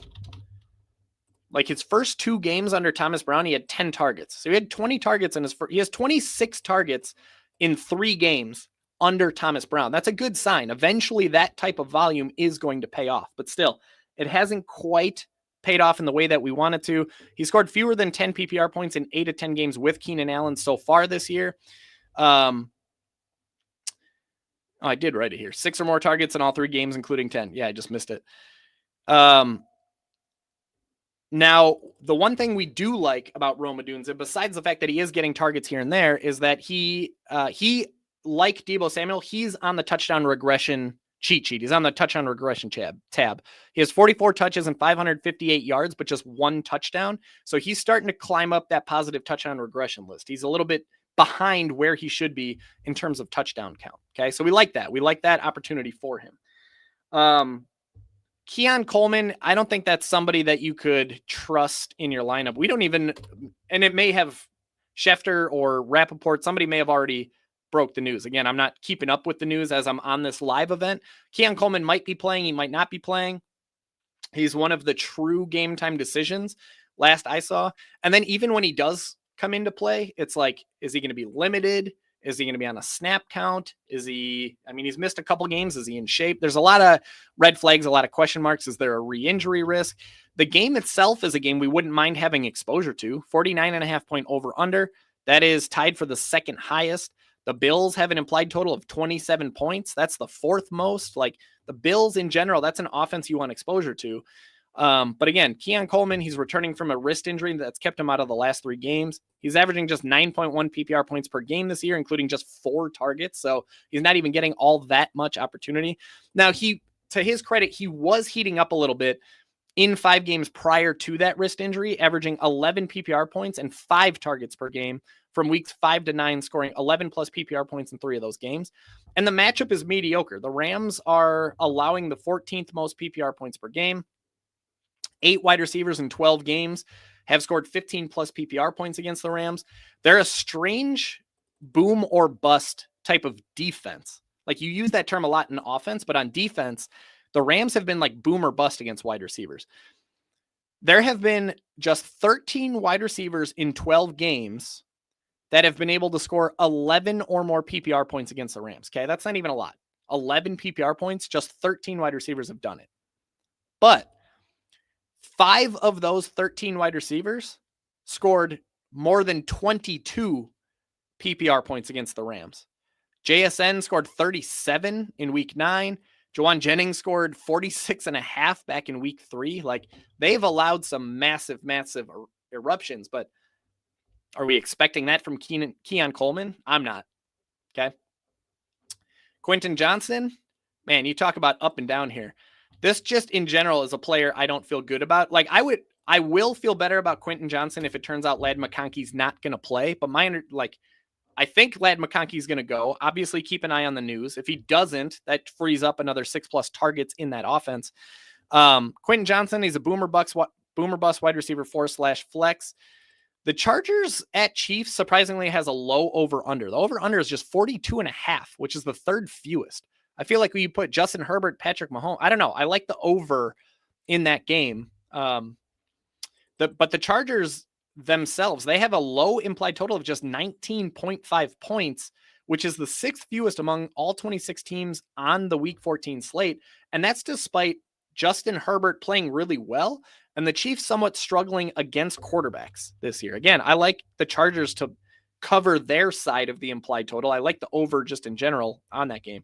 This is not betting advice, by the way. That is not what I do. I don't even claim, I won't even pretend to be a betting expert, but if it's me, I do like the over on that one. QJ is averaging 9.7 PPR points per game. He's getting just 4.6 targets. Makes it really hard to trust him. Scored fewer than 13 PPR points in 8 of 10 games. He's averaging 6.6 PPR points per game over the last 4. He scored fewer than 13 in all of them. It's not going well. He didn't do anything against the Chiefs earlier this year. Back in week 4, he caught just 1 of 5 targets for 13 scoreless yards. And the Chiefs are a very mediocre matchup for wide receivers. There's just nothing here that's like particularly exciting for Quentin Johnston unless Ladd McConkey misses that game. If it's me, I'm going to go ahead, like Chargers 19.5 point implied total, Bears 20 point implied total. I'm going to eliminate Keon Coleman. I'm just going to go Rome Odunze if it's me in this particular predicament. I'm going to chase that touchdown regression upside. I'm going to chase the fact that the Bears are going to have to throw the ball theoretically to keep up with the 49ers. I don't love the matchup for any of these guys. I don't love the way that this week 14 sets up for any of these 3 guys. So I hate to say it, Fantasy Football 777. I don't feel good about any of them. I can't give you an answer and say, yeah, man, get this guy in your lineup. All of them give me heartburn to put in, but of the options given, I'd be going with Rome Odunze. He's getting more targets than both guys.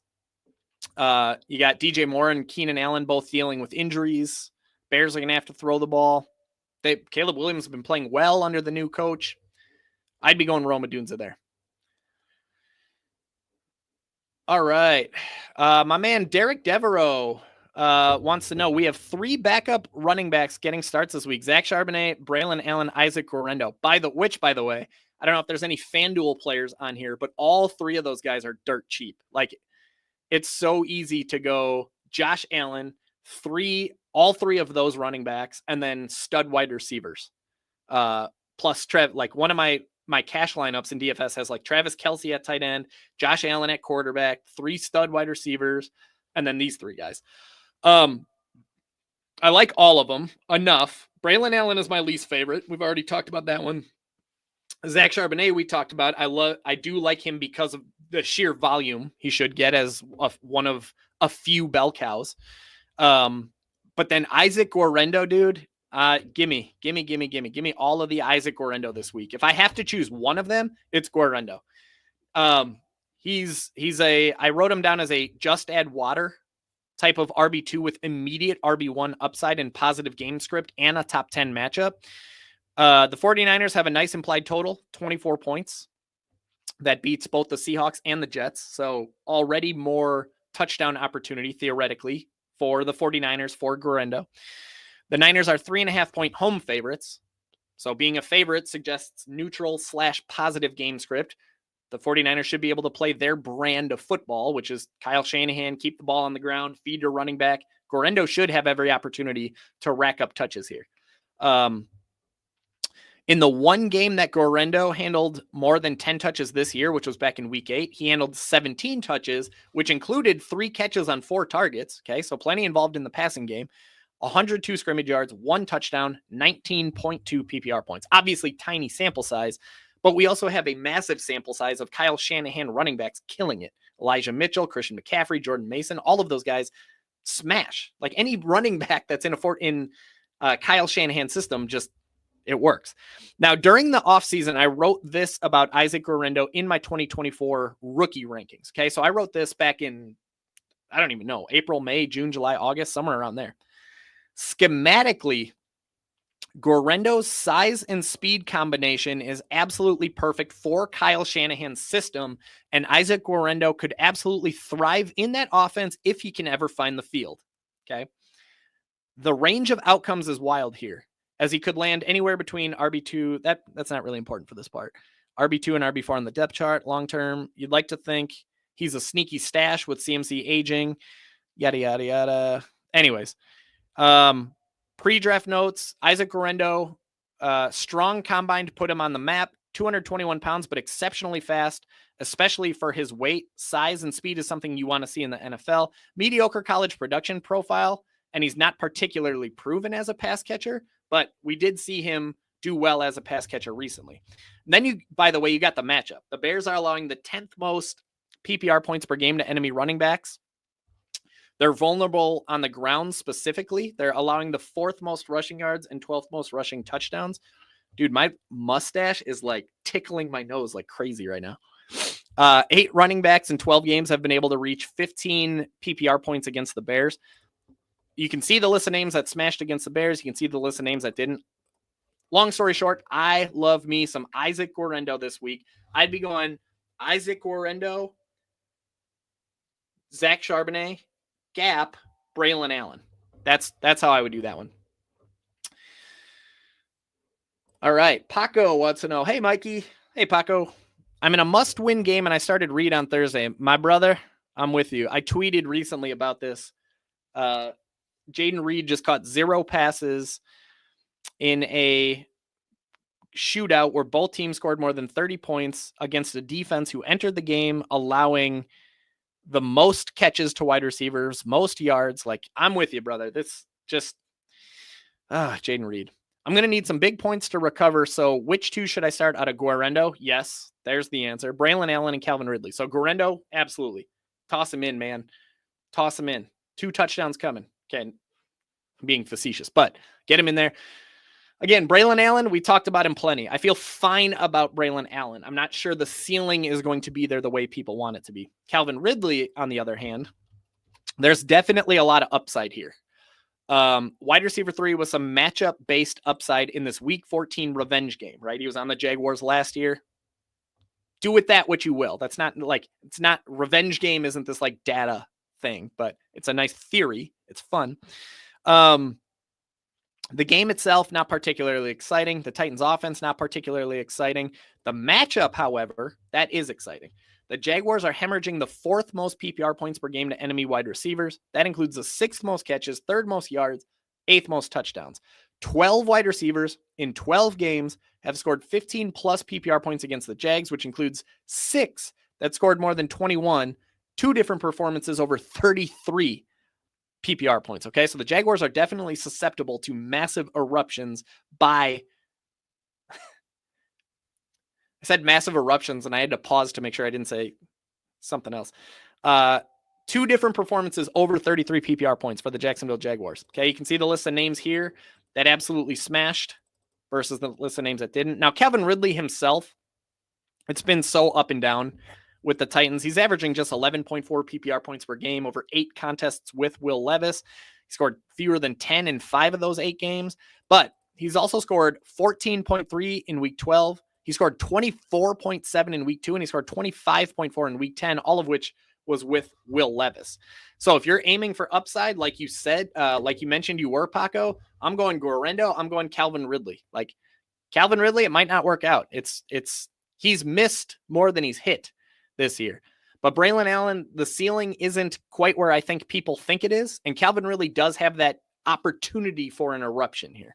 I'm going Guarendo. I'm going Calvin Ridley, and I feel pretty good about that. Aleko said that Malik Neighbors may play a limited role. That's super concerned. That is always the most frustrating part as a fantasy football analyst, is taking coach speak and reports into, like, what does that mean? And how often do coaches use that to try and play chess with other coaches? Like, oh, let's make the other team think we're not going to play Malik Neighbors, and then he plays all of the games. Or how often do you hear about wide receiver basically running decoy, being on the field so that the defense gives them attention? It's hard to, there's no way of loving that for Malik Neighbors. Sammy A, flex, AJ Brown. What? Whoa, okay. What in the world? How are you in a league where you can flex AJ Brown, Drake London? You're going to have to leave AJ Brown, Drake London, Calvin Ridley, Charbonnet's on waivers. This is either a wild league or a very, very small league. But either way, man, this is, wow, what a good problem to have. I mean, Charbonnet is going to be the best bet for guaranteed volume. Like, assuming he doesn't get hurt, this dude's going to get you 15 plus touches. So if you're just going for a safe play, Charbonnet is going to be the way to go. Other than that, I don't think there's a world in which you can leave AJ Brown on the bench against Carolina. Like, Saquon should feast. It's going to be a Saquon game, no doubt, but the Eagles are expected to score nearly 30 points against Carolina's defense. I mean, you could go, there's a case to be made for Drake London for sure. The Vikings are allowing the most PPR points per game to opposing wide receivers. The Falcons are going to be playing from behind. They're 6.5 point underdogs. Drake London is averaging 8+, 9+ targets per game. You could make a case for Drake London. I'd say if you're going the safe route, then Zach Charbonnet is going to be the best bet for like guaranteed touches. I'm guessing if these are your options, you're going to be in a league where you need massive upside, because I'm guessing everybody's roster is just absolutely stacked. Then you got to go AJ Brown or Drake London. Ridley's not an option in this scenario. There's too many good options here. So I'd have a really tough time leaving my AJ Brown on my bench basically in any format. You could make the case for Drake London is a really nice home run play, but it's got to be AJ Brown. It's got to be AJ Brown if we're going upside here. Devonta or Devontae in my flex, half PPR. Devontae Adams or Devontae Smith. Oh my goodness. Oh Lord. All right. So this one, we talked about both of these guys. Devontae Adams is going to be, dude, I'm going to put the hoodie back on. I'm freezing. Devontae Adams is going to be the safer play just based on sheer target volume. Like we already talked about Devontae Smith being a boom or bust play. Like the targets just aren't there in games that AJ Brown plays, but that's not to say he can't smash. Not to mention you got the hamstring, right? The hamstring is always just terrifying. But we're at a spot. Sorry guys, the clothes are going the opposite way that I know you all were hoping for. Just kidding. Terrible joke. Devontae is going to be a lot safer just based on sheer target volume. I'd say, Jordan, if you're going for upside, if you're trying to hit that home run, dude, Devontae Smith's got it. Like, he's got the matchup. He's got the implied point total. He's got the talent. That's there. But if you're just going for that, say, hey, I need somebody who's going to get targets and catches, we're going Devontae Adams. Now, your league being a half PPR league, that does place more of an emphasis on touchdowns, which would be an advantage to Devontae Smith, considering the Eagles have an implied point total of nearly 30 points. But like Devontae Adams, it's hard to it's hard to balk at him getting nearly 10 targets in a Aaron Rodgers offense. And I know you were a Packer fan, so you know what Aaron Rodgers and Davante Adams could be if things click the way that they're supposed to. Definitely a safer floor for Davante Adams. Grand slam shot for Devontae Smith. Good morning, my friend. Thanks for tuning in. I know you told me Sundays are a little bit trickier for you. All right. Next up, we got Mr. Matt Russell, half-point PPR. So again, we want to emphasize, we don't want to ignore catches, but touchdowns are a little bit more important here than a true PPR league. Keenan Allen or Jalen Waddle. So we talked about Keenan Allen. I like Keenan Allen's chances of racking up catches here. Okay, this definitely profiles as a type of game where Keenan Allen can rack up 8, 9, 10 targets, 6, 7, 8 catches, 50, 60, 70 yards. Touchdowns? Probably not, right? The Bears, they're not expected to score a lot. The 49ers are a pretty tough matchup. Jalen Waddle, though, man, I mean, you talk about boom or bust. I don't know if there's a more boom or bust wide receiver in football this year. Jalen Waddle. I talked earlier about Deebo Samuel being my biggest miss of the season, but it might actually be Jalen Waddle. Like I was in on Jalen this year, and Boomer bust wide receiver 3, brutal week 14 matchup, right? We talked about that with Tyreek Hill, so I won't spend too much time there. We love that the Dolphins have a solid implied point total of 25.5 points, right? When you're talking about your league, which is half PPR, you want to place a little bit more of an emphasis on touchdowns. Dolphins are expected to score 25 points. Bears are expected to score like 20 points. Okay. So advantage Waddle just based on that. That's not the end all be all, but it's noteworthy. Now Jalen Waddle, 12 PPR points per game, 7 games with Tua, just 5 targets per game. Like the volume's just not there. He scored fewer than 10 PPR points in 5 of 77 games. So 71% of the time this year, he scored fewer than 10. But we know about the upside, right? He did get you 16.2 back in week 1. He got you 28.4 just 2 weeks ago in week 12. That upside is still there. We've seen it recently.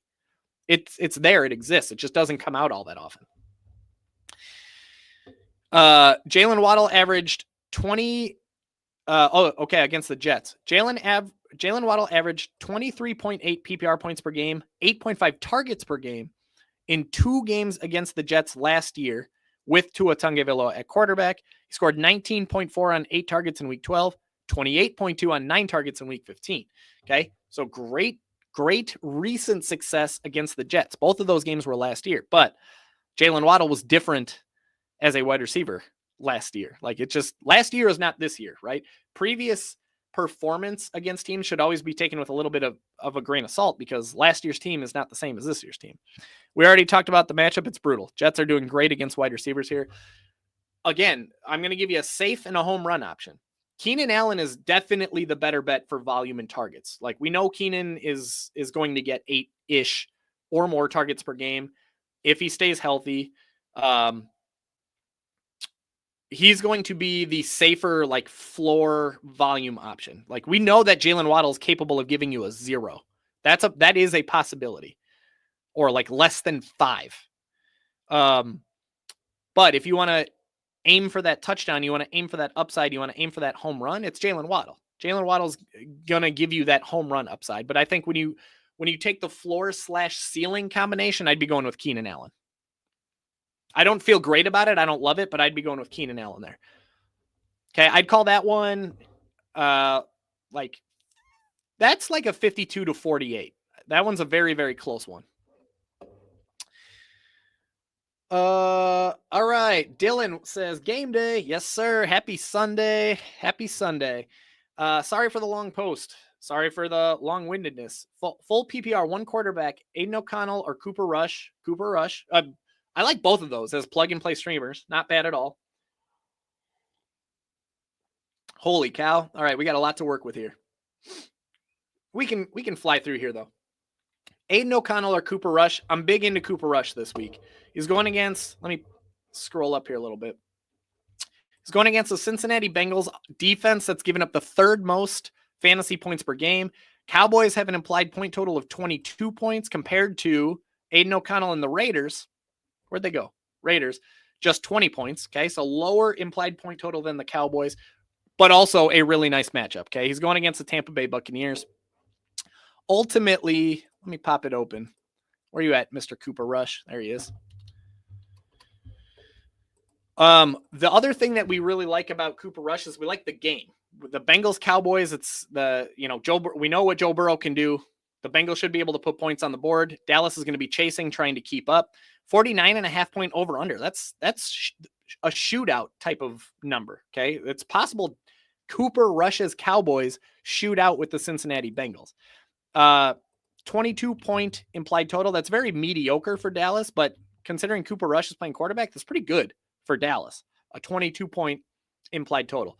Overall, over the rest of the league, it's very mediocre. It's not like they're not like supposed to score a lot of points. They're not supposed to score a little bit of points. They're right in the middle. Cooper Rush is averaging 11.4 fantasy points per game after 5 games where he threw at least 23 passes. We don't love that. He scored fewer than 12 fantasy points in 3 of the last 5 games. We don't love that. But he did score 16 to 18 fantasy points in 2 of the last 3 games. So he's picking it up a little bit. Now the matchup is gorgeous, right? Cincinnati's hemorrhaging the 3rd most fantasy points per game, 21.6 per game to opposing quarterbacks. 8 QBs in 12 games have scored 15 or more fantasy points against the Bengals. 6 QBs in the last 10 have scored 26 plus. 3 QBs in the last 8 have scored 30 or more. Jaden Daniels, Andy Dalton, Lamar Jackson, Browns quarterbacks combined.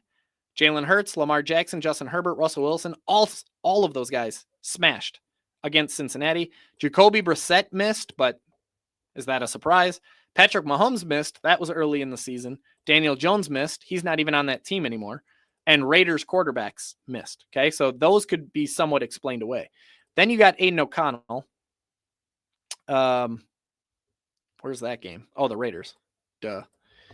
Aiden O'Connell. The Raiders implied total is now up to 20. That's below the Cowboys, but not terribly, not too much. Aiden O'Connell he scored 11.8 fantasy points in his first game this year, but then he got 21.6 points last week.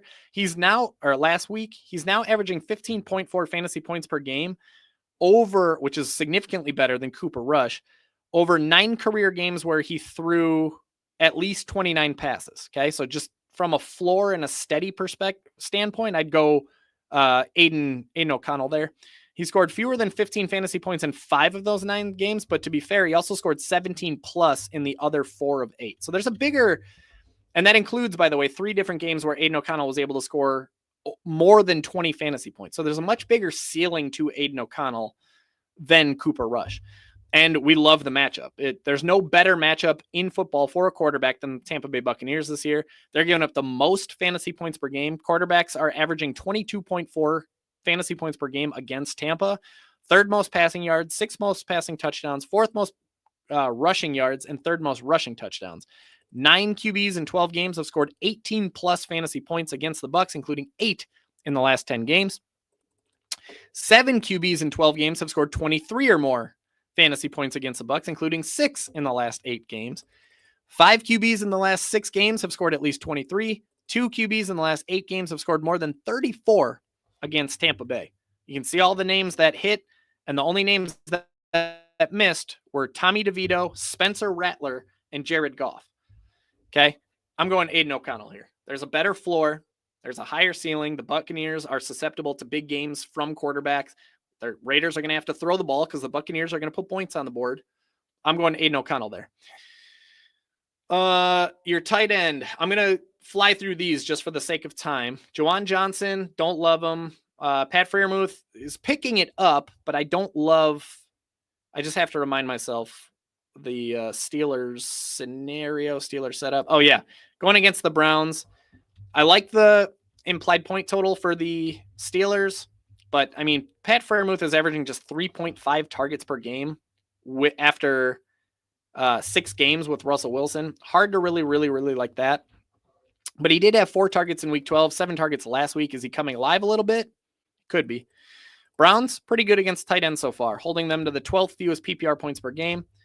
3 tight ends in the last 7 have scored 10 or more, so maybe they're cracking a little bit, but those are also the only 3 quarterbacks to reach 10 points. So we just feel like, I don't know, it's hard to feel good about Pat Freiermuth until he strings together more consistent of volume. Steelers are big favorites, right? 6.5-point favorites. They should be able to play their brand of football, which is keeping the ball on the ground. It's not going to be a shootout like it was last week. I don't love Pat Freiermuth. I don't love Juwan Johnson. Even without Taysom Hill, the volume just isn't there for Juwan Johnson. And then you got Dawson Knox. What we like about Dawson Knox is that this game could shoot out, right? 49.5-point over under. The Bills have a really strong implied point total of 26.5 points. The Rams are giving up the 9th most PPR points per game. Dalton Kincaid is not going to play, so Dawson Knox does have that window to targets, and he has gotten those targets in the last few games. I'm going Dawson Knox there. One receiver / flex. I'm going Devontae Smith as the home run. Like if you want a lot of points, Dylan, Devontae Smith definitely has the biggest ceiling out of those guys. Braylon Allen has the safest floor out of those guys. So pick which one you need there. Kicker, Tyler Bass. I mentioned earlier in the show that I've been working on this kicker research project on the streamers tab. Tyler Bass is one of the names that checks the boxes of what we're looking for. So Tyler Bass is definitely, I only have 5 kickers on the list that I really, really like this week. And Tyler Bass is one of those. So I'm going there. Boom. Hope that helps.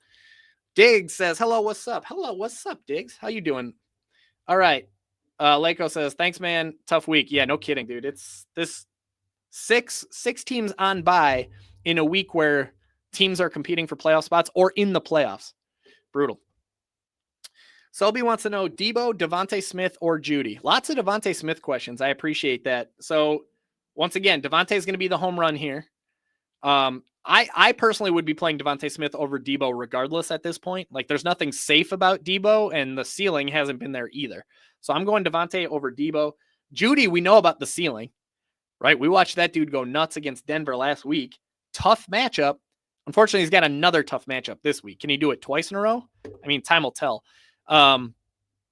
Jerry Judy, Cleveland, where are we at?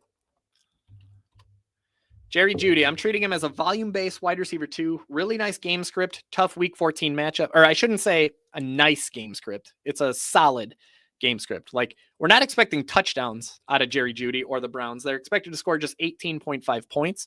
But the Browns are 6.5-point underdogs, meaning they're heavy underdogs, could likely get pressed into a pass-heavy game script if they're trying to catch up to the Pittsburgh Steelers. Jameis Winston's going to fling the ball. I mean, Jameis Winston's averaging over 40 pass attempts per game, and we know he's willing to chuck it at his guys. Like Jerry Judy gets targets, and Njoku gets targets, Elijah Moore. Fantasy football analysts have a great love for Jameis Winston because it's no secret where he's given, where the ball's going, right? It's a lot easier to project these guys than some of the other quarterbacks in the NFL. Jerry Judy's averaging an elite 21.3 PPR points per game after 5 full games with Jameis Winston. He's getting dang near 10 targets per game, 9.8 targets per game, regardless of matchup. Okay. That alone makes him somewhat matchup proof. 12 plus PPR points in all 5 games, 26.2 points in week 11, 38.5 points last week. And he's on the touchdown regression chart that I put together down here. 54 catches, 880 scrimmage yards, but just 3 touchdowns. So he's on the list. He did fine against the Steelers just 2 weeks ago in week 12. He caught 6 of 6 targets for 85 scoreless yards, 14.5 PPR points. Steelers are doing a good job against wide receivers this year, holding 9th fewest PPR points per game. 6 wide receivers in 12 games were able to score 15 PPR points. Just 1 wide receiver in the last 6 has been able to get to 15. Jerry Judy came up just short. For me, Debo is out. Jerry Judy is getting 10 targets per game-ish from Jameis Winston. He doesn't give a darn who's playing defense. He's throwing the ball to his guys. Excuse me. Jerry Judy is going to offer a safer floor than Devontae Smith. Devontae Smith gets those 5 targets. He's got the hamstring injury. Jerry Judy's a safer play. Devontae Smith has the upside. Okay, so if you're trying to hit a home run, if you need as many fantasy points as you can get, I'd be rolling with Devontae Smith. If you're just trying to get those quote unquote guaranteed fantasy points, I'm going Jerry Judy. Hope that helps. Here we go. Chevon wants to know, would you play Devontae Smith? Devontae Smith gets a game ball today from the Basement Brood Fantasy Football YouTube channel. Devontae Smith, Jacoby Myers, or Nick Westbrook Nick Westbrook-Ikhine in the wide receiver 2 spot. 10-man, full PPR, played St. Brown, got 10.3. Yeah, it's a bummer. Second place, I need the most points out of these 3. Got it. In that case, and full PPR. All right, we talked plenty about Devontae Smith. You know I like his upside, okay? Boom or bust. It's less than 8 points is possible. More than 20 points is possible for Devontae Smith. Now, I will say I'm very bullish on Jacoby Myers this week. And my answer here is Jacoby Myers if it's a full PPR league, which it sounds like it is. Wide receiver 2, but he's got wide receiver 1 upside that's boosted by touchdown regression, pass-heavy game script, and a top 6 matchup. I love that you said, please pick one and say why. That's exactly what the heat map is for. It'll tell you exactly why I like or don't like certain players. Now, the Raiders are 6.5 point underdogs. Okay. That's a big enough spread to suggest a pass-heavy game script. If they're going to be playing from behind, they're going to be chasing the Buccaneers. They're going to put the ball in the air. They're going to need to throw the ball. Jacoby is averaging 15.6 PPR points per game over his last 8 games, which includes dang near 10 targets per game, just like Jerry Jeudy. 9.8 targets per game. We love that. So it gives him a great floor. He scored 13 plus PPR points in 6 of 8 games, right? So 75% of the time he's getting you at least 13. That includes a nice ceiling, 22.1 points in week 12, but that was his only game over 20. 9 or more targets in 6 of the last 8 games. And again, he's on the touchdown regression tab. 61 touches, 699 scrimmage yards, but only 2 touchdowns. He's climbing up that positive touchdown regression chart. The Bucs are allowing the 6th most PPR points per game to wide receivers, 3rd most catches, 7th most yards, 11th most touchdowns. 10 different wide receivers in the last 11 games have scored 15 plus against Tampa. If there's any receiver on the Raiders that's going to do it, it's Jacoby Myers. 6 wide receivers in the last 11 games have scored 22 or more. Okay, so more than half a wide receiver per game is getting at least 22 points against the Bucs. That includes 3 that went over 28 points. Okay, so they're definitely susceptible to big games from wide receivers. We talked plenty about Devontae Smith, plenty of upside there. But when you think about the floor/ceiling combination, like Jacoby Myers, this could be one of those 10, 11, 12 targets, 9, 10 catch, 80, 90 yards, perhaps a touchdown. I'm going Jacoby Myers here. I think it's Nick Westbrook-Ikhine is not even an option. It'd be like Jacoby Myers 55, Devontae Smith 45, Nick Westbrook-Ikhine 0. Hope that helps. All right, a couple more here. Zane Reed Fantasy wants to know half PPR, Waddle or ETN in the flex. Ooh. Oh man. I'd be going ETN in a half PPR because you got to hope. Hold on. Let me think. I don't love either one of these guys, my brother. I'm sorry. I have ETN as an unexciting RB3/flex, suboptimal game script, suboptimal matchup. Jaguars, we talked plenty about. The game is going to be low scoring. The Jaguars are going to be low scoring. They're underdogs. I don't love any of that for ETN. He's averaging just 10.1 PPR points per game. 8 games where he handled double-digit touches. He scored fewer than 9 PPR points in 4 of the last 5 games. The Jaguars are just a dumpster fire at this point. The Titans are holding enemy running backs to the 13th fewest PPR points per game.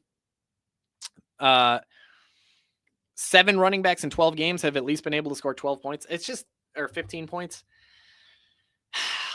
In a half, either way, you're not getting a safe floor from either of these guys. Travis Etienne is going to give you the safer floor just based on being a running back, really. Like Jalen Waddle isn't a heavy target. We're not getting 10 targets out of Jalen Waddle. We're getting 5 targets out of Jalen Waddle. So Travis Etienne is going to be a better bet for getting touches. He's going to offer a safer floor, but that doesn't mean he offers a safe floor. Like it just hasn't been pretty for Travis Etienne. If it's me, man, I don't feel good about either one of these, but because it's half PPR, I'm going to aim for the touchdown. I'm going to aim for the upside. I'm going to aim for that offense that has an implied point total of 25.5 points. And I'm going to roll the dice on Jalen Waddle over the offense that has an implied point total of just 18 points and is going to be playing from behind theoretically. I'm going Jalen Waddle here. I'll call it 51-49. I don't feel great about it, but I don't feel great about either guy. Andres wants to know D-Hop or Lad McConkey. So I haven't checked the news. Obviously, I've been jabbering at you guys for the last 2 hours already. My goodness. Last I saw, Lad McConkey's a legitimate like game time decision with his injury. So keep an eye on that.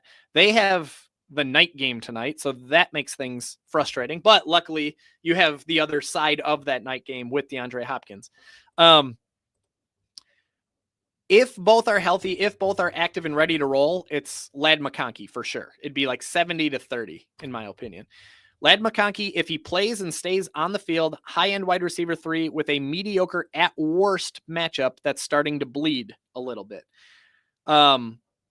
He's dealing with knee injuries, shoulder injuries. What we like about Lad McConkey is that the Chargers are 3.5-point underdogs. Theoretically, they'll be playing from behind. They'll have to throw the ball. Lad McConkey himself is averaging 13.6 PPR points per game. It's been very boom or bust over 12 games.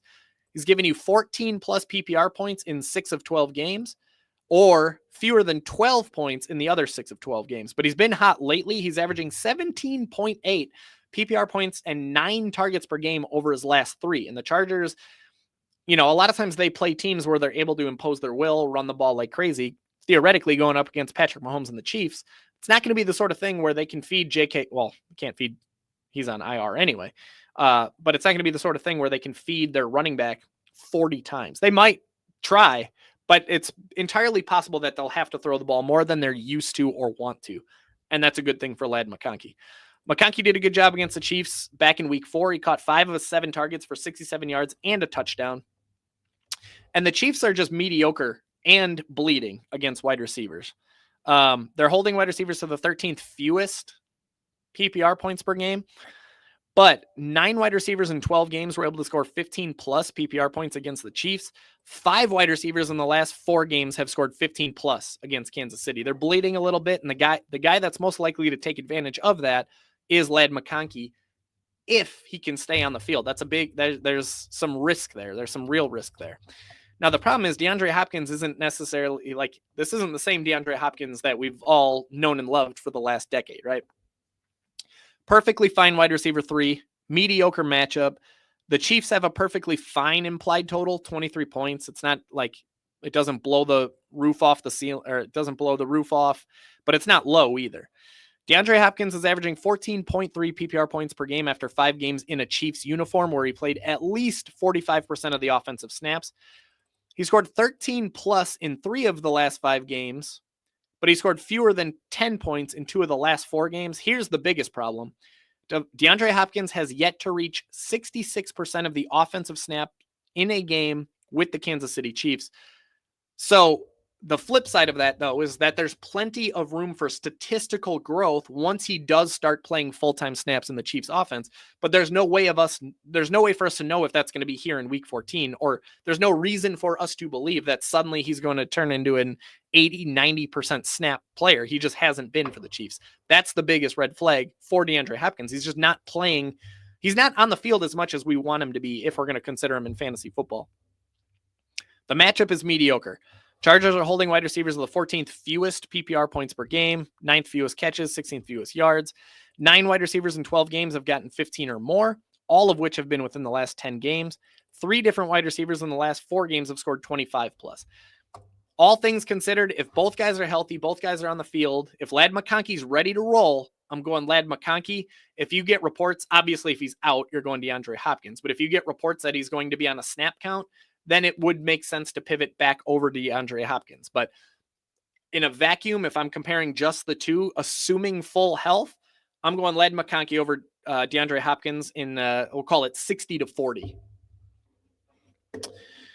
Woo, baby. All right, guys, we got about 1 hour until kickoff. And I got to tell you, I'm losing my voice. I'm starting to wind down here a little bit. So if you guys want to scoop up the week 14 heat map, scoop up a copy for yourself. Again, I just dropped the link once more into the comments below. Enter promo code EP49 and you're going to get 40% off the week 14 heat map. If it's too late for you and you'd rather apply that to week 15, shoot me an email, Mikey@basementbroodff.com. We're going to get you set up. Okay.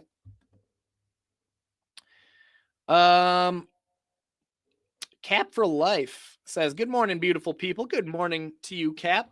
Will Dissly or Amir Abdullah? So last I saw, Alexander Madison is not going to play, which makes Amir Abdullah slightly more intriguing. Well, significantly more intriguing. Now, they do have Sincere McCormick, but as far as being a pass catching back goes, that's more likely to be Amir Abdullah. Now, the reason I even bring up pass catching is the Raiders are 6.5 point underdogs against the Tampa Bay Buccaneers. Again, negative game script. They might have to abandon the run. They might have to put the ball in the air. The guy who would benefit from that, if any, in the Raiders backfield is Amir Abdullah. But don't take this the wrong way. That's not, being 6.5 point underdogs is not a good thing for Amir Abdullah. It's not. Like, if they have to, that's a good thing for Jacoby Myers and Brock Bowers. It's not necessarily a good thing for Amir Abdullah. I'm treating him Amir Abdullah more as like a last resort type of RB3/flex. But if he does get an opportunity, the Bucs are a solid matchup for a running back. They're allowing the 9th most PPR points per game. They're a mouth-watering matchup through the air, specifically if we are a running back. The Bucs are allowing the most catches by a running back, most running back receiving yards, and 4th most running back receiving touchdowns. Okay. So if we're going to attack the Buccaneers defense with a running back this week as a 6.5 point underdog, we want to attack him with the guy that's going to catch passes out of that backfield. And that would be Amir Abdullah. Okay. Instead of Sincere McCormick. Now, I will say Will Dissly, there's a lot to like about Will Dissly this week, right? The Chargers, again, we just talked about this. The Chargers are underdogs. Theoretically, they're going to have to throw the ball. The Chiefs are the worst defense in football when it comes to containing tight ends. The most PPR points per game, they're allowing the most PPR points per game, which includes the most catches, most yards, 8th most touchdowns. 6 different tight ends in 12 games have scored at least 10 PPR points against the Chiefs. 5 in 12 games have scored at least 15. 3 in 12 games have scored at least 21.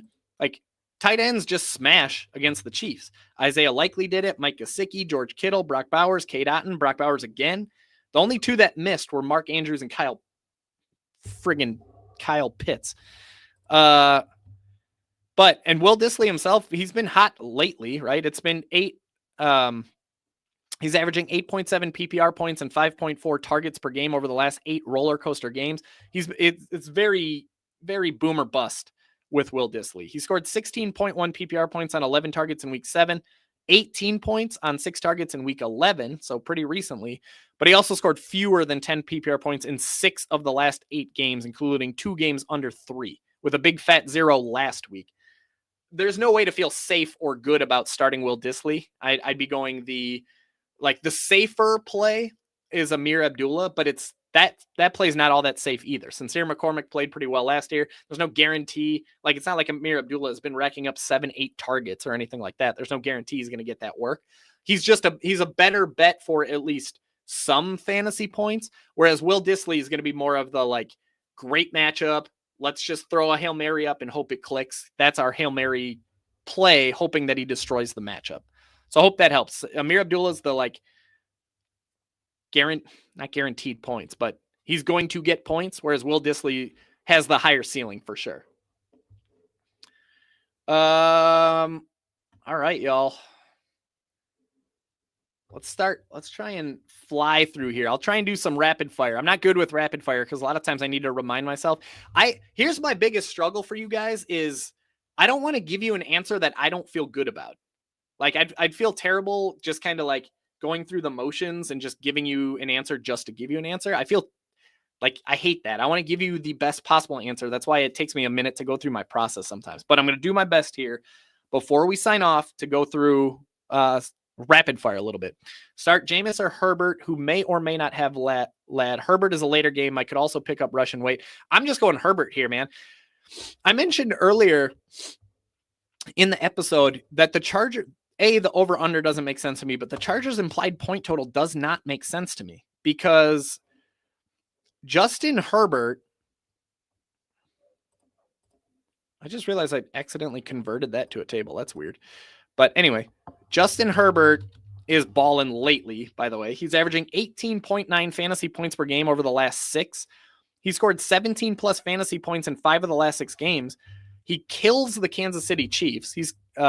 He entered the season averaging 22.7 fantasy points per game against the Chiefs, scoring 19 or more in 6 of 8 career games against the Chiefs. He does really well against Kansas City this year. And the Chiefs, by the way, they're not the scary matchup that they were last year. They're allowing the 10th most fantasy points per game, 17.78. 9 quarterbacks in 12 games have scored 16 or more fantasy points against the Chiefs, including each of the last 7 games. They're just the over under the implied total for the Chargers doesn't make sense to me. But even still, the implied total is better than Jameis Winston's implied total. The Browns are only expected to score 18. That matchup's more difficult. I'm going Justin Herbert here. I feel really good about that. I'd call that like a 90-10. I'd go Justin Herbert over Jameis Winston. Darnell Mooney or Brian Thomas Jr. I'm going Darnell Mooney here. I like Brian Thomas Jr. as a player more. Like that, he's a terrific prospect. He's going to take fantasy by storm over the next decade. But this week, specifically week 14, I'm going Mooney. Titans, Jaguars, that's going to be a low-scoring game. There's nothing that's exciting about the matchup. There's nothing exciting about getting passes from Mac Jones. Whereas on the other side, Darnell Mooney is going to be in a possible shootout against the Minnesota Vikings, who, by the way, are allowing the most fantasy points per game to wide receivers. Like, there's no defense in football giving up more PPR points to wide receivers than the Minnesota Vikings. The Falcons are 6.5-point underdogs. They're going to have to throw the ball. Kirk Cousins is going to want a ball. He's got to get it to his guys. Darnell Mooney's one of those guys. I love the ceiling for Darnell Mooney this week. All right, what else we got here? D.D. Westbrook mentioned in 2024. I love it. I have no idea why my brain went to D.D. Westbrook back during that question, but that's where it went. Jennifer, hey, Jennifer pops in. Toby Keith. Thank you, Jennifer. Spot on. You nailed it. Here we go. What else we got? My man GQ, Brandon Cooks, Trey Tucker, Parker Washington, Darius Slayton, PPR need one. First of all, GQ, if this isn't a league that I'm in with you, I refuse to answer this question. Brandon Cooks, Trey Tucker, Parker Washington. Ugh. Bro, what are we doing here? Darius Slayton smashed in the 2 games that Malik Neighbors didn't play. So if Malik Neighbors doesn't play, I'm going to go with Darius Slayton against the Saints. But if Malik Neighbors plays, he's out, and I'm going with Parker Washington. Just going to try and ride that that wave of volume. We saw him pick up in targets big time last week. None of these guys are safe at all, but Parker Washington's the best bet for volume of those 4 guys if Malik Neighbors plays. If Malik Neighbors doesn't play, I'm going Darius Slayton. All right, Shackleton. Hey, bud, full PPR. Let me pull up the rest of it here real quick. Pick 2, full PPR, Debo, Ridley, Pollard, Braylon Allen. Absolutely love Tony Pollard this week. I got him in the blue column, which he almost never appears in. There's just so much to love about him. The Titans are favorites for once. They're almost never favorites. They're favored this week, 3.5 points. They should be able to keep the ball on the ground, feed Tony Pollard. He is getting plenty of touches, 19.1 touches per game. He's on the touchdown regression cheat sheet, right? He has 229 touches, 1,046 scrimmage yards, but just 4 touchdowns. He should have more than that. He's due for a touchdown sooner than later. He's currently the number 3 running back, the number 13 overall player on this touchdown regression tab. Okay. Just a lot to like there just about Tony Pollard and the game script in general. And that's not even mentioning the matchup. The Jaguars are hemorrhaging the 2nd most PPR points per game to running backs, which gives up the 3rd most touches, 5th most scrimmage yards, 2nd most running back touchdowns. We have a defense that's allowing more running back touchdowns than all but one defense in the NFL, going up against a running back who's quote unquote due to score a touchdown in a positive game script. 10 running backs in 11 games have scored at least 15 points against the Jags. And that's despite just 9 running backs handling 15 or more touches. Okay. 5 running backs in 11 games have scored at least 20 PPR points against the Jaguars. Love Tony Pollard this week. I'm definitely picking him in this decision. Braylon Allen is going to be your next safest. Like, there's nothing that's safe about Debo. There's nothing that's safe about Ridley. Braylon Allen, we know, is going to get an opportunity to get touches in that Jets offense without Breece Hall. So if you're just looking for like, hey, I need 10 points out of a guy, Braylon Allen's going to be your best bet out of those guys following Tony Pollard. Tony Pollard's locked in for sure. If you want to swing for the fences, though, I like the other Titan here, Calvin Ridley. Like, also a great matchup. We talked about Calvin Ridley earlier. Great matchup. There is that upside. We've seen, he doesn't do it often with Will Levis, but we have seen ceiling games out of Calvin Ridley playing with Will Levis, even if it's not very frequently. So for me, I'm going Pollard regardless. And then if you need just like 10 points, if you feel like I'd feel good just getting 10 points from one of these guys, Braylon Allen. If you want to swing for 20 points, Calvin Ridley. That's where I'm going. Mayoville wants to know Gus Edwards, Chubb, or Sincere, full PPR. God, man. None? Can I pick none? Is none in? Can I choose none on this one? I mean, Nick Chubb definitely trending in the wrong direction. I mean, we saw him playing less than Jerome Ford last week, and that's not a knock on him. Like, you think about the injury he's recovering from, that makes sense. But the Browns, man, they're 6.5 point underdogs. Theoretically, they're going to be pressed into a pass heavy game script. Even if they do run the ball, they have a tough matchup against the Steelers, who are holding running backs to the 11th fewest. But man, like, Gus Edwards is the same thing. Toughest possible matchup. The Chiefs are holding running backs to the fewest PPR points per game. Chargers are underdogs. They're not expected to score a lot of points. Gus Edwards had like 7 touches last week. He's just a guy. And then you got Sincere McCormick, who did play well, but the Steelers are 6.5 point underdogs and likely, I say Sterling Shepard. Whoopsies. Sincere McCormick played pretty well last week, but 6.5 point underdogs. Raiders not expected to score a lot of points. They're going to fall behind. They're going to have to throw the ball a ton. But man, I just, that matchup's, I don't like any of these. Are there any wide receivers you can go with if this is a PPR league? Is there anything out there? If I have to choose one, give me Sincere McCormick, because he's got the best matchup. Of the 3, he's got the best matchup. He's got the possibility to run ahead of Amir Abdullah. I'll go Sincere McCormick, but man, I don't feel good about any of those. See if there's any other wide receivers you can run with. Garrett Wilson or Calvin Ridley in a full PPR, says Anthony. Calvin Ridley, again, he's going to be the upside bet here, just because of the matchup, just because of what we've seen him do in the past with Will Levis, even if it's not frequently. Garrett Wilson's going to be the safer bet just because of the volume. If I personally had to choose one of these guys, I personally would just roll the dice on Calvin Ridley and hope for that ceiling play. Whoa. Why? I did not see that coming. George Pickens inactive. Wow. That definitely makes Pat Freiermuth more intriguing. Calvin Austin, Mike Williams, dare I say? I don't know. Ultimately, there's not many Steelers. Like, I wouldn't be too bullish on Steelers pass catchers, but that's wild. And it makes me realize I need to wrap this up so I can make several adjustments to my own lineup.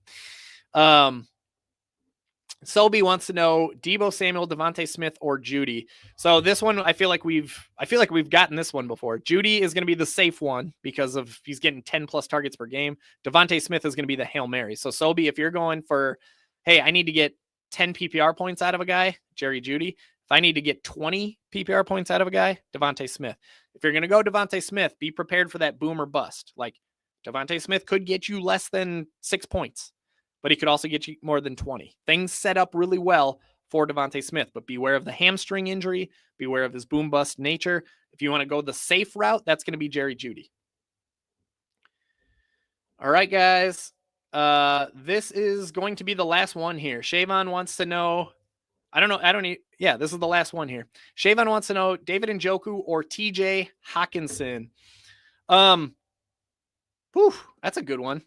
Njoku, again, that's going to be one of those guys that's really hard to leave on the bench because of the sheer volume that he's getting. He's getting 9 targets per game with Jameis Winston, which includes 14 PPR points. He scored 17 plus in 3 of 5 games with Jameis, including a 26.2 point explosion last week. Now, the Steelers, mediocre matchup for tight ends. There's nothing here that's particularly noteworthy.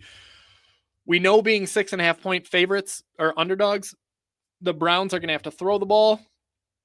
We know Jameis Winston is more than willing to just chuck the ball to his guys, David Njoku, Jerry Jeudy. There's no Cedric Tillman this week. We feel good about David Njoku. We don't love his touchdown probability, but we do like David Njoku in general, but we also like TJ Hockenson.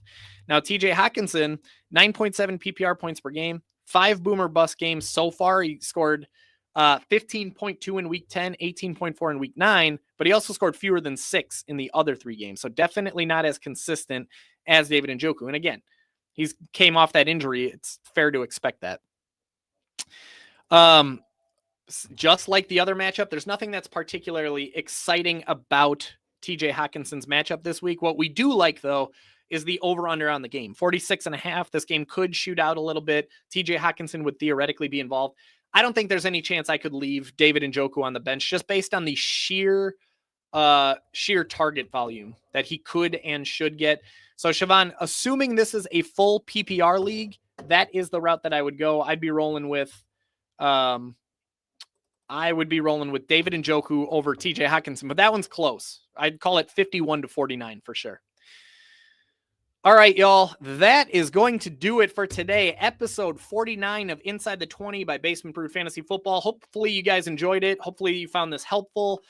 If you did, please be sure to like the episode and subscribe to the channel. There's a lot of fantasy football content coming up. We're starting to take the YouTube channel more seriously, produce more and more content. So subscribe to the channel, assuming you don't hate the content. And again, if you want to scoop up your own copy of the Week 14 heat map, I just dropped a link for you in the comments below. Type in promo code EP49. You're going to get 40% off the Week 14 heat map. Kickoff, though, is in about 43 minutes. So if it's too late for you and you'd rather take advantage and get the Week 15 heat map, drop me an email at mikey@basementbrewedff.com, and I will get you a promo code for 40% off the Week 15 heat map so that you're good to go for next week. But that's going to do it for today. I will see you on the fantasy football field next week, next Sunday, every Sunday at 9 a.m. Central, right here on the Basement Brewed Fantasy Football YouTube channel. Good luck in Week 14. Good luck getting into the playoffs, and good luck crushing your fantasy football playoffs. Cheers. This brew's for you.